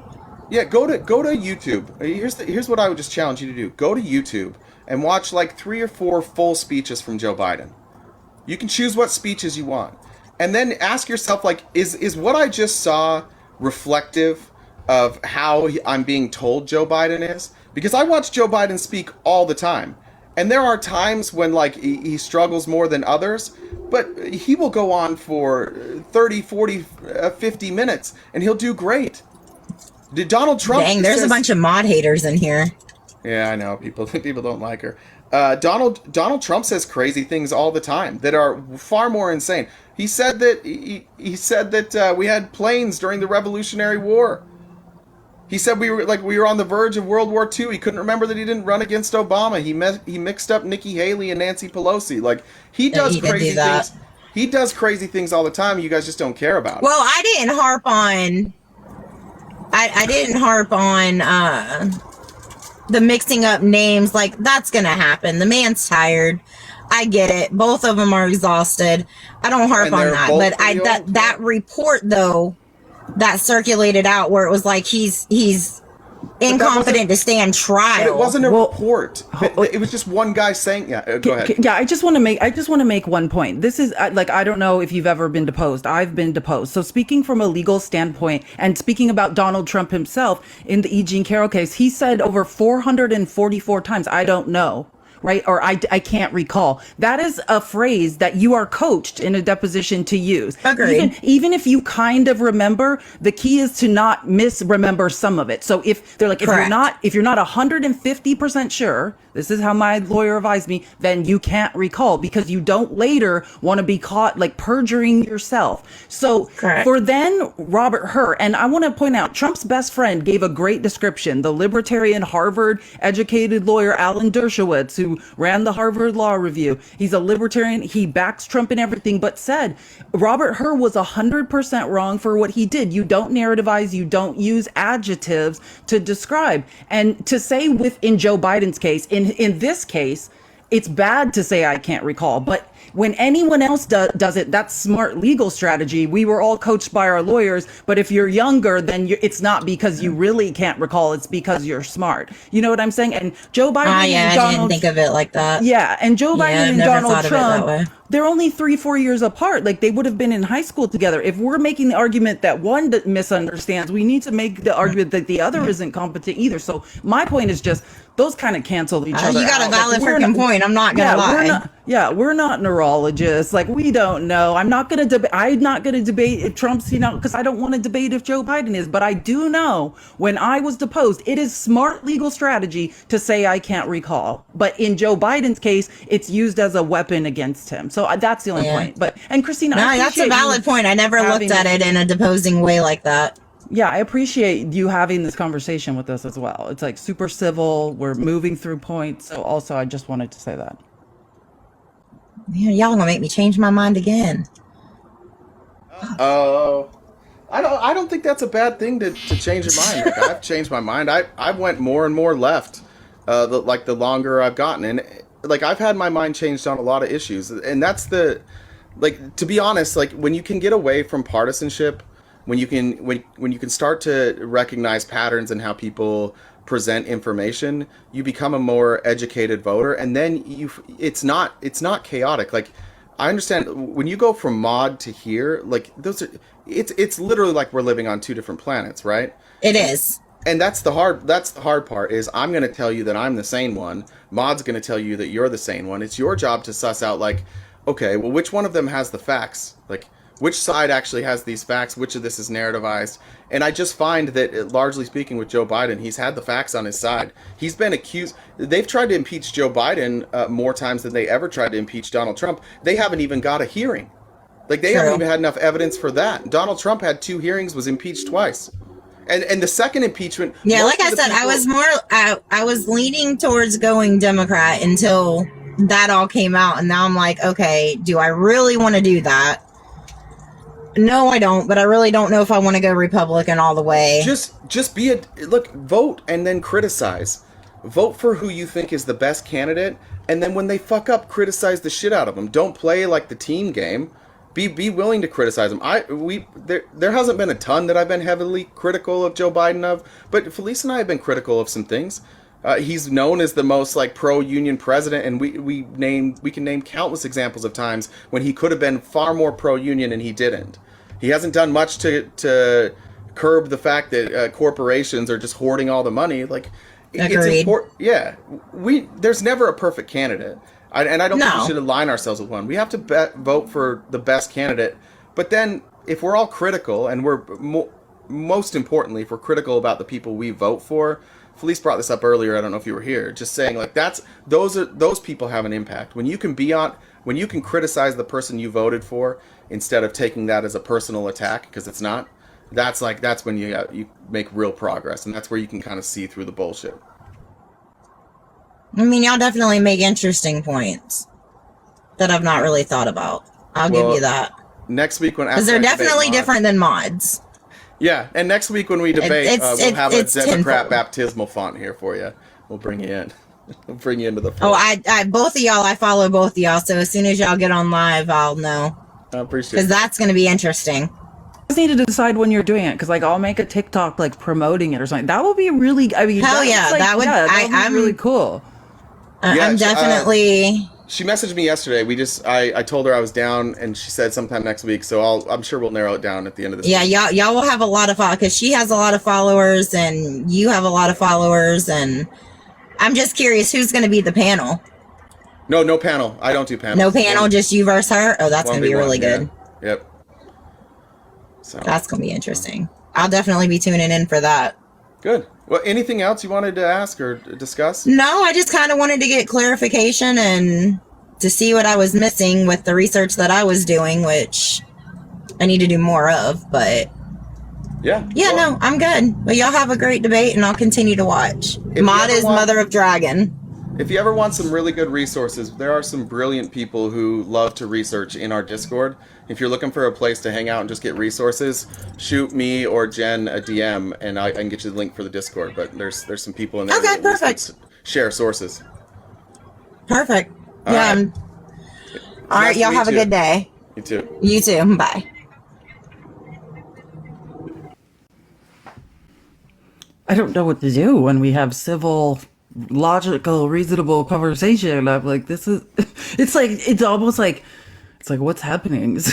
Yeah, just compare that to Thor. You know what I mean? Like, let's just think about the difference between those two conversations. Like, Thor came up and was like, Felice, you used to be fat. Like, do you remember that moment? Like, it's just like night and day difference. It's like the Twilight Zone. He's been going to Christina, thank you. You've restored my faith in humanity. I guess I won't give up. Thor got just like the trial version of Hustlers University. He just got the first part where whenever you meet a woman, insult her, neg her first. Actually, I will say, like, the nice thing I'll say about Thor is, no, actually, that seemed crazy, but Thor, that was his best behavior I've ever seen. If you saw the way he used to speak to me, I can't say the things he used to yell at me in lives. That's crazy. Yeah. All right. Well, I have a dying cat in the back, or my cat's screaming. I guess good job, Thor. I don't know if anybody in the box is opposition. There's DJ and brother of Dragon MAGA. I'm gonna guess that brother of Dragon MAGA. That's a funny name, but yeah, just guys, tap the screen. Let's get to 270K. If you want to donate to us. We are not accepting gifts. Just send a funny message or an F Mary unalive message, like 3 politicians, whatever, or any other funny message. We'll read it off. This is Cash App, Venmo, and then there's PayPal in the tip jar in Jay's profile. Oh wait, did you know? I don't know if you've noticed this. I don't know. Like, I never read notifications, but from Facebook. But I mean, from Facebook. Okay, I don't even have Facebook. But from TikTok, I got a notification. I just remembered this on Monday that the tip jar was ending on the 21st. Is it still on your page? Like, it's in my link tree. Oh, in your link tree. Okay, never mind. Yeah. Scratch so that. But tips on TikTok, I think, are going away, or have gone away. Well, if you, never mind. I think you have to have over 100,000 followers. Oh, okay. Brag. Well, I'm sorry. I just remembered that's probably why you don't know. But I'm sorry. You're not even close, Jay. That's not what I'm saying. Stop trying to make me seem mean. I don't. That's not what I meant at all. I know. Mika sent a message. Happy Hump Day. I hope you all are having a good week. We are. Always a pleasure. That's what I named the outline, the show outline today. Hump Day. Oh. One of the things that you texted me yesterday, might have been the day before. Did I? One of how right our predictions turned out to be about what happened in Russia. Let's talk about that. We got 30 more minutes. I think that's a good. Oh yeah, or we could 25. Go back. We can we could talk. I mean, we were talking about the Alvin Bragg case, but yeah, we can quickly talk about that. Like, it's super important. Like what we talked about, because our show starts in the morning. Then yesterday, because we were on Supreme Court watch, thinking that they were going to decide whether or not, like all day, I was watching MSNBC to decide to see what the SCOTUS would decide about presidential immunity, if they'd hear it or not. I was listening to them, and like that was the connections that we were making, the connections of Putin, unaliving political enemies, then we went through the Alexander Smirnov document, and what we know, not just now from the indictment, but yesterday what was going on was there's now another 28-page detention document, because the prosecution is saying, this man, as late, this is why we need to be worried, by the way, about Alexander Smirnov. As of December 2023, also another interview with the FBI in, I believe, September 23, this man is saying that he has spoken and has been given information by his Russian handlers. This man is a spy. Where do you get your information? Oh, Russian handlers. I mean, just straight up says it. Just straight up is yep, the Russian handlers told me. And his answers to, I think I screenshotted some of this. The Russian intelligence service intercepted several calls placed by prominent U.S. persons. The Russian government may use compromat in the 2024 election, depending on who the candidates will be. Meaning, this man is telling the FBI that, yes. Depending. You're hearing right. They're like, we need to detain this man because his testimony is that his Russian handlers are telling him that if Biden's, depending on who the candidates are, that they will and have plans to be interfering in the 2024 election, that they have recorded phone calls, and that they will be compromise and other compromise that they will be releasing. This man is a mouthpiece for his Russian handlers. That's why he's here.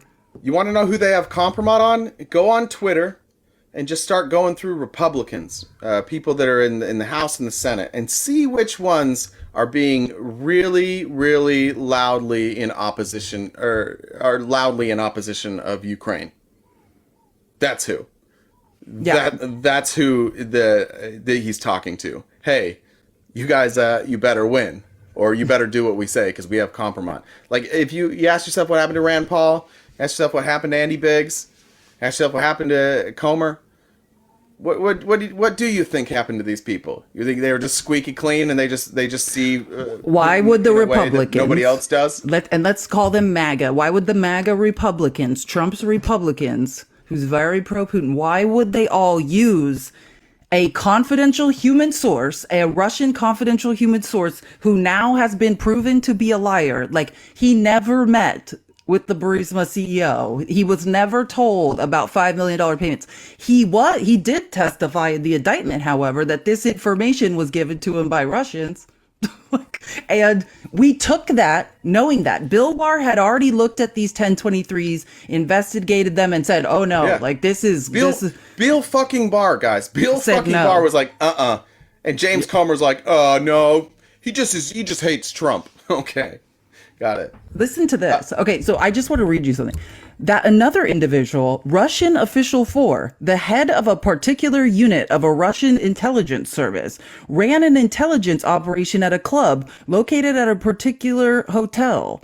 Smirnov told the FBI handler that the Russian intelligence service intercepted cell phone calls. I mean, this is what he's saying. Most recently, Smirnov has reported meetings in or about December 23 outside the United States between top officials of another country and Russian officials. Contact with a Russian official on November 27th, 2023, where the Russian official provided Smirnov with information on his knowledge of certain Russian military operations in a third country. And contact with a Russian intelligence service operative and top Russian representative to a third country on November 8th, 2023. I mean, are we painting can we picture? be clear? Let's be real fucking clear on this then. If Russia was, if Russia wanted Joe Biden to be president, if Joe Biden was working with Russia, if Joe Biden was the corrupt one, then why do you think that Russians are feeding, like, anti-Biden material to these sources, material specifically to make Biden look bad? Why? And to clarify, I just can't say the point enough. Like, it's not that the FBI discovered that Alexander Smirnov was like a Russian operative. Alexander Smirnov has testified to it. Yeah. This isn't up for debate. This is his testimony. This isn't like, oh, we're accusing him, but we're not sure. This is his own testimony. Like, this destroys so many MAGA talking points at once, but it specifically destroys the talking point of Donald Trump was harder on Russia than any other president. That's why Putin is campaigning for him? Because he was so tough on him? That's why Putin wants him? Because he was so tough on Russia? Like, what's one reason Vladimir Putin would want Donald Trump in Russia, unless you guys are going to admit that Donald Trump wasn't very tough on Russia and that Putin sees him as friendly? Maybe you can argue that it's a good thing if we're friendly to Russia, but you can't make all the arguments. You can't have all sides of the arguments. You can't.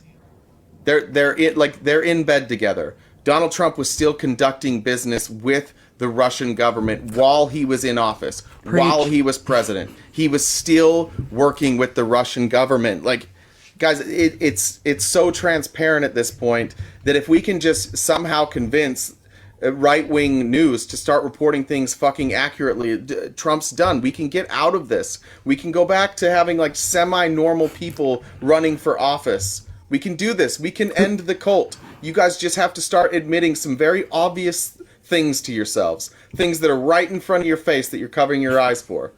Yeah, and think about, like, during Trump's, who was president when Alexei Navalny was poisoned the first time? Who never condemned it, would make a public statement, who was dead silent when he was fighting for his life just because he wanted to be an opponent in a alleged democratic election? Trump said not a word when he was poisoned. He was in Germany fighting for his life. And last night at Trump's own town hall, like, Laura Ingraham tried to set him up. You know what I mean? This woman was teeing him up to just lob, bunt, and run to the base, Trump. Like, I'm setting you up.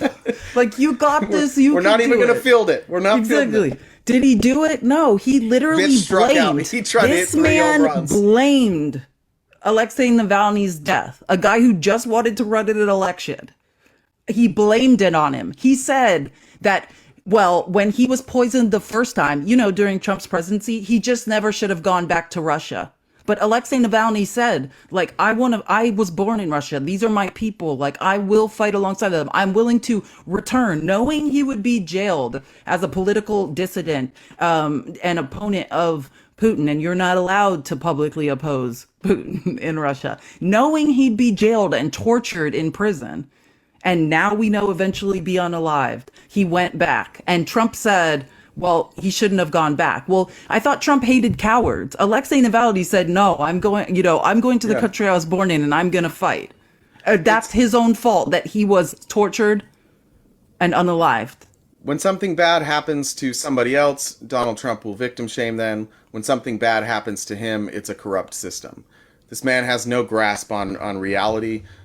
His entire world is a game. It's just a whole game, and he feels like he needs to win every interaction, every conversation, every discussion. That's his whole life. He's not somebody worth voting for. I need to read something awful real quick. Tap the screen. We're almost at 300K, guys. Many of you guys know Sheila. Frodo and Sheila is her name. Sheila's son was unalived at a BLM rally. She's going to the pardon board tomorrow because they're considering pardoning her son's killer. So guys, just keep Sheila in your thoughts. Send her nice words. Sheila, we love you. That's fucking gutting. That's really fucking horrible. You are definitely in our thoughts, sending you all the positive energy that we can. Yeah, that's bad. Don't make me cry. Now I'm gonna cry. I know there's some FMKs. I'm gonna do those at the end, but I'm not gonna do those. I was like, I can't. I'm literally crying. But Sheila, we love you. We love you. If there's anything we can do to help, if there's anything we can do at all, please let us know. I'll just shame what the point. So sorry, I'm crying a little bit. I'm just gonna keep talking so I don't cry. What the other point I want to make about Alexei Navalny and what Trump did at that town hall, besides blaming his death on him, that was, it can't get worse. No, the other thing he tried to do was exactly what Jay's saying. It's all about him, right? He made the unaliving of Putin, torture and unaliving of Putin's political opponent about him. He said, "Oh, well, Navalny's happening in America." that was his quote, meaning he's Navalny. He is being persecuted. He said that we don't need to worry about Alexei Navalny, who's literally one of my heroes. We don't need to worry about him because I'm the Alexei Navalny of America. Also, maybe you're not allowed to talk about poisoning if you've eaten McDonald's every day for 75 years. Yeah, that's maybe another thing. He does want to be slowly poisoned. He's doing it to himself.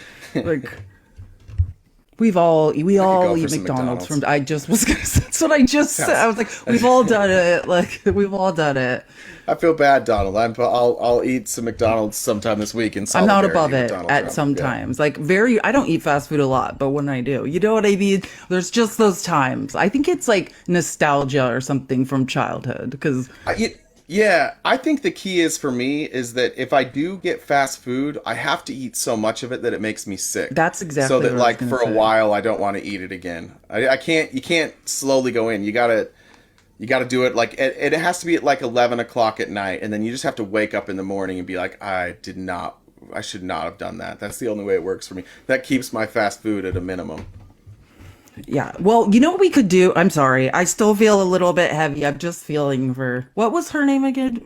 Is it Sheila? Yeah, okay. Frodo is the bird. Okay. Yeah, so just... That's kind of heavy. We could... I don't know if you saw any of my TikToks today, but... I didn't. In my watching of MSNBC... The best thing... whoever thinks a day of watching MSNBC turns out to be amazing, but...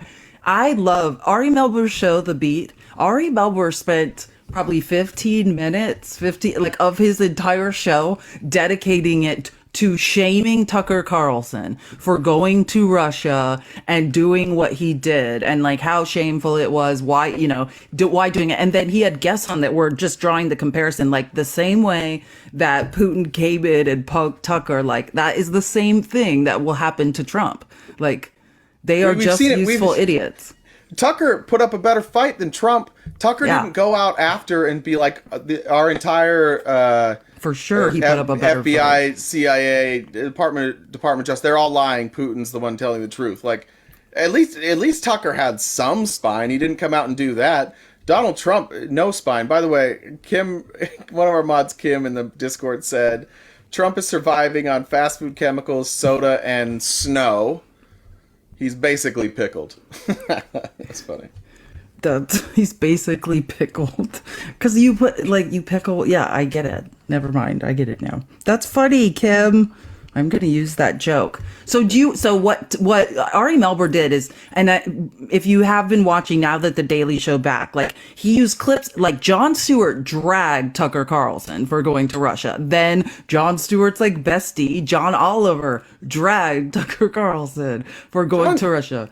Like Jon Stewart is, I don't mean this disrespectfully, but he is also responsible for Tucker existing. Well, that's the origin story. Yeah. Well, do you want to hear it? Like that, Ari Melber tells that story too. Yeah, like this is the story of like how did Tucker Carlson get radicalized to the far right? Because we all know, if you watched, like I was talking about Bill Maher, like during the George W. Bush presidency, Tucker was a different person. Tucker worked at MSNBC. And he was a neocon. Like this man, well, Crossfire was Jon Stewart's show, but Tucker Carlson worked on MSNBC, and he was a full-on neocon. Like, he loved George W. Bush. He wore bow ties, and that's who he was. And then one day on Crossfire, Jon Stewart laid into Tucker Carlson, which they say like led to Tucker Carlson being fired, essentially. And then he moved. He did what the phenomenon we see. He moved right. I can't. I'm trying to get the clip. Sorry, I muted. I wanted to play just a little bit of the clip. Oh, I have it. Oh, you do? Oh, okay. Yeah, that's what I was going to say. Do you want me to play some of these? No, I have all of them.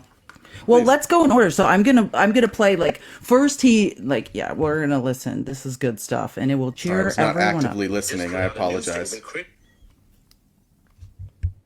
They've been criticizing Russia for Navalny's death. I want to mention that because it's a bit of a turn from everything he said. Oh, that's important. So what he's saying is that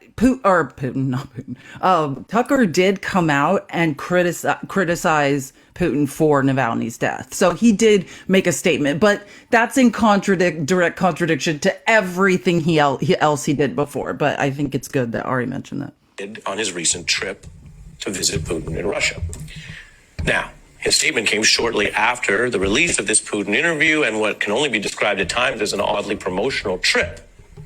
All of this drawing a biting new roast from Jon Stewart in just his second episode since returning to the Daily Show last night. Where do I go to study the particulars of unquestioning propaganda? I would need mentorship. We're in Moscow tonight. We're here to interview the president of Russia, Vladimir Putin. Saints be praised. Tell me, Tucker, does this masterclass include field trips? This is the grocery cart escalator. This is designed, I'm figuring this out now, where the wheels don't move, they lock on the grocery cart escalator. Look, Ma, no. This is Tucker in the grocery store saying that Russian grocery stores are better than American grocery stores and playing with carts. Hands. It went on like that. Now, as for the interview, there can be value, factual, journalistic, and otherwise, to questioning all kinds of people, including people with power. In this instance, Carlson did not question Putin very sharply or fact-check him very much. At times, Carlson even echoed some of the blatant lies and propaganda coming from Putin, a former KGB officer. One example I'm about to show you with comedy afterward, if you want to find a laugh amidst the horror. Tucker Carlson wrongly saying out loud, of course, when Putin lies about a pretty well-known fact, the fact that Germany started World War II. What if Putin starts saying like World War II was Poland's fault because they forced Hitler to invade them? I mean, what do you do with something like that? That's going to be hard. After World War I, this territory was transferred to Poland, and instead of Danzig, a city of Dansk emerged. Hitler asked them to give it amicably, but they refused. Of course. And did you hear that? Tucker said, of course. Like, they didn't ask amicably, they invaded. Like, they invaded. And Tucker's just like, oh, okay, of course. Like, that's what we're saying when it's like, this is Putin's story. And not just Putin. Many Russian leaders have spewed this type of propaganda. And Tucker never challenged it. Wouldn't the easiest thing to do at that point be to challenge, like, hey, But yeah, I don't think that's the way anyone else remembers it. I don't think Tucker was following it. Like the way he responded, I don't think Tucker really followed what was being said. And like I don't know that Tucker. I would be surprised if you caught Tucker in a moment by himself. If you were like, "How did World War II start?" I don't think he would actually know that. I think that if he needed a segment on it, somebody would write something for him. But I wasn't really surprised that Tucker didn't know and just like let him go. I don't even know if that was willful. I'm not sure Tucker knows that. I think I mean, just as a history teacher, it is largely taught in American curriculum who started World War II. I mean, that is high school world history curriculum. So, I mean, it is taught, but yeah. Then he left high school and like and hung out with white my take on nationalists it, for 30 like years. the reason he was just like, yeah. I think at the point that happened, also Tucker was, I don't want to say scared, but yeah, a little, you know what I mean? Like, I think he was agreeing to, because that was probably the smartest move he could make. You know what I mean? Like, for his safety.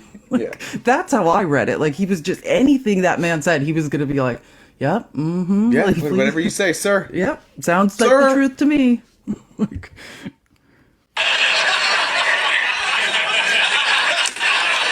Here, I'm moving on to the next video. Now then, Jon Stewart's longtime colleague, John Oliver, got in on all of this. This is hilarious. Mocking and roasting Tucker about how even Putin criticized Tucker over their interview afterwards. Tucker was so docile, even Putin later made fun of him. I honestly thought he'd be aggressive, asking these so-called sharp questions. I wasn't simply ready for it. I wanted it. Frankly speaking, I didn't get complete pleasure from this interview. There's embarrassment. He did not Tucker reach just put pleasure. out a new statement criticizing Russia for Navalny's death. He was not engorged. Because it's a bit of a turn from everything he said. Sorry, I don't know why that is still playing. But yeah, so what? Sorry. Wanted it. Frankly speaking, I didn't get complete pleasure from this interview. Wow! There's embarrassing, and there's getting roasted by Putin for being a lapdog. Embarrassing. That's how Putin played Tucker. Putin is good at this, and he's good at rhetoric. And again, I'm not showing you any Putin clips for their veracity. It may be that no matter what an interviewer does, Putin, who's overseeing this dictatorship, who's currently holding an American reporter hostage, which they did discuss in the interview, he might criticize anyone for his own ends. But it does show that Tucker's effort to promote Putin and the whole system is obviously not even being returned in short order. So that's all of that. Then there's the actual United States Congress, where there is some bipartisanship, I want to note, on backing Ukraine in the Senate. If you're trying to tell a story in your mind where all the Republicans in Congress are just against this and they're falling in line with Tucker, that's actually not the case. There was a bipartisan agreement to try to continue to fund and support Ukraine. If you agree with that policy, you agree with the people in both parties in the Senate pushing it. But over in the House, where there is a more extreme MAGA flank, the Republicans there are trying to block any vote on that bipartisan package as Trump and Tucker bend to Putin in the background. Yeah, I think that's so important because that's where we need to see this extending. Like the influence that Russia now has through people like the Alexander Smirnov's lies, right, through Trump controlling what Mike Johnson does and whether or not we will aid Ukraine. Like Russia has infiltrated our Congress. Right. That's the reality of the situation. And unfortunately now, like he's also unknowingly to a lot of people, like infiltrated the narratives, and he's involved now in social policy and social discussions about even who Russia is. He's been able to rewrite his history with conservatives because and the only reason conservatives are ready to take his side is because you can't really deny at this point that Donald Trump is a fan of Vladimir Putin and that he'll do Vladimir Putin's bidding. So when you get to that point where you can no longer be like, oh, Vladimir Putin is the enemy and Trump's with him, you have to be like, oh, well, maybe Vladimir Putin wasn't the enemy.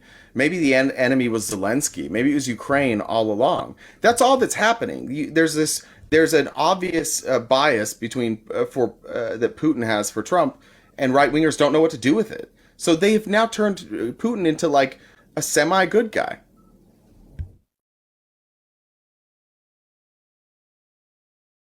We lose you? No, there's mute.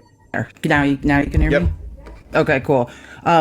So let's move. So this, before we get to the Tucker Carlson origin story, right? So now this is even more weird. Like, this might be better than how Tucker Carlson became Tucker Carlson. That's next. But right now, so now he's bringing out two people to sort of discuss what he's just presented. And these people do some amazing analysis. And one is a reporter who is a woman who was paid to watch a piece Tucker did promoting testicle tanning. I wish this wasn't true. You know what I'm saying? I think it's his best segment. Yeah.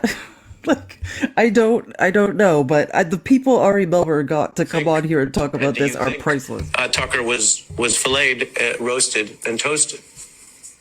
Oh, he certainly was. I mean, it reminds me, there's a very famous line in The Office where Michael Scott says, This is hilarious. I don't want people to suck up to me because they want to advance their career. I want them to suck up to me because they genuinely love me.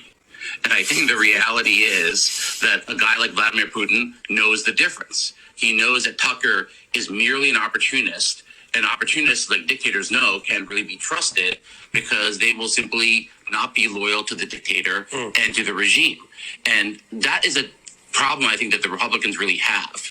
They are all a bunch of opportunists. And you can see this in the GOP primary, where people like DeSantis and Christie, who were formerly Trump suck-ups, did not do well because they couldn't explain why they sucked up to this guy and why they are no longer doing so.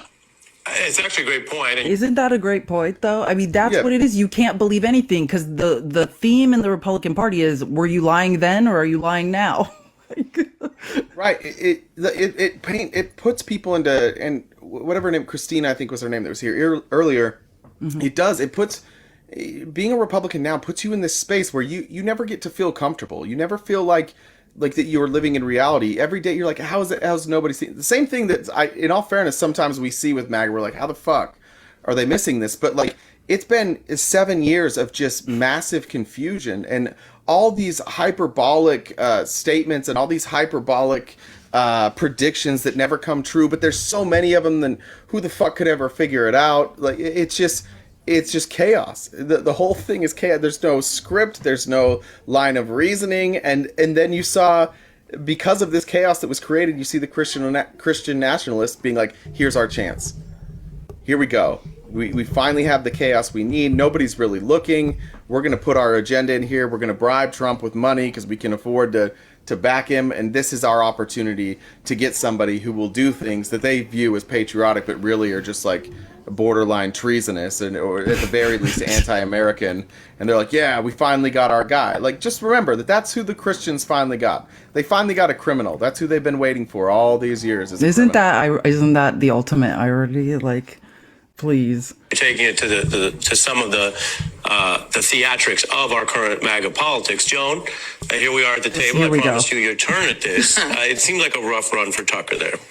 It's a rough run for Tucker. I promised you that I would engage in some Schadenfreude. Tucker Freud. But it was almost sad to watch. I mean, he's been completely neutered. I mean, pushing that shopping cart is kind of the definition of being neutered and being treated like that by Vladimir Putin.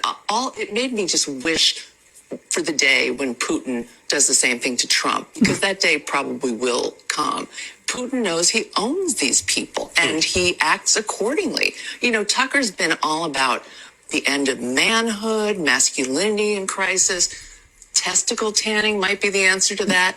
I'm worried. I think Tucker is in crisis, and he has been for some time. And you're quoting sort of him in those suggestions and ads they have about the tanning. Yes, he did. He did a whole feature on the beauties of testicle tanning, and I was paid to watch it, Ari, and not paid enough. But as a journalist, you know, Jay, there's things you cover in journalism. I want to bring it back. That's hilarious. Okay, so yeah. Like, let's not find those clips. Like, I thought about it for a second. I was like, should I locate the testicle tanning clips? Like, you know, should my research go that far? And I just if you're in the Discord, you've at least seen some still pictures. So they did. There's some screenshots. Tanning. Yeah, that's good to know. Join the Discord. That's what's good. If you're curious to see it, I couldn't bring myself to watch it. Felice, it's one. Oh, we're not, do you want to? Well, we didn't get to the Tucker origin story, but yeah, I basically Let's told pick it. up tomorrow on the Tucker origin story. We'll do that. Sure, Just need to do a bit of housekeeping. Toby said, F, Mary, unalive, Newt Gingrich, Jim Jordan, MAGA Mike. Oh, that is probably Newt Gingrich. No, I'm sorry. Newt's got to go. Like, Newt, no. Newt's unbearable. And cheating on his wife. Like, are we kidding here, Newt? Like, are we kidding? Yeah, I can't do it with Newt. Who are the other? This is the MAGA easiest. Mike? MAGA Mike and Jim Jordan. It's the easiest one I've ever done. Yeah, that's Newt, true. You're gone. I'm marrying MAGA Mike because I'm Yeah. going to be able to. I'm easily going to be able to hide the money because he doesn't even know how to use a checking account. So I'm getting all the money, all that Russian money he's picked up. I'm getting it, and I'm not going to tell him where it is. And then I'll send him stuff from time to time that gets him in trouble with his friend on their. Well, you have to be his. If you marry him, you've got to be his accountability partner in that Korn software. Yeah. You know what I mean? That's part of it. So you also can't look at Korn anymore. And Jim Jordan's going to get it because I know Jim Jordan won't tell. That's for sure. That's for sure. Never does the right thing. Never tells the truth. Like, amen. We know that for sure. Yeah, I agree in general. And despite overwhelming evidence, he will stick to his story. So, well done. Thank you, everybody. That flew by today. Thank you for the opposition that came on today. Thanks, Christina. The other two. I was going to say specifically Thor was your favorite, but I'm specifically thanking Christina. Jen wants to remind us, a good point, if you want a invite to the Discord, DM one of the mods or myself. It's just quicker if you DM a mod. We're here every morning, 8:30 a.m. to noon Pacific Standard Time, Monday through Friday. As soon as I have a date for the debate with Mod, I will make a TikTok. So it sounds like Felice will as well, and we will get that out to the Discord. And then the very next time we're live, I'll announce it. So we can pump. Yeah, we'll have so many people cheering you on. It'll be breaking our phones. It'll be a fun night. I assume at night. I assume it's not morning, but yeah, night would be best, not morning. Yeah. We'll see you guys in the morning. It was lovely. It was absolutely lovely. Bye, guys.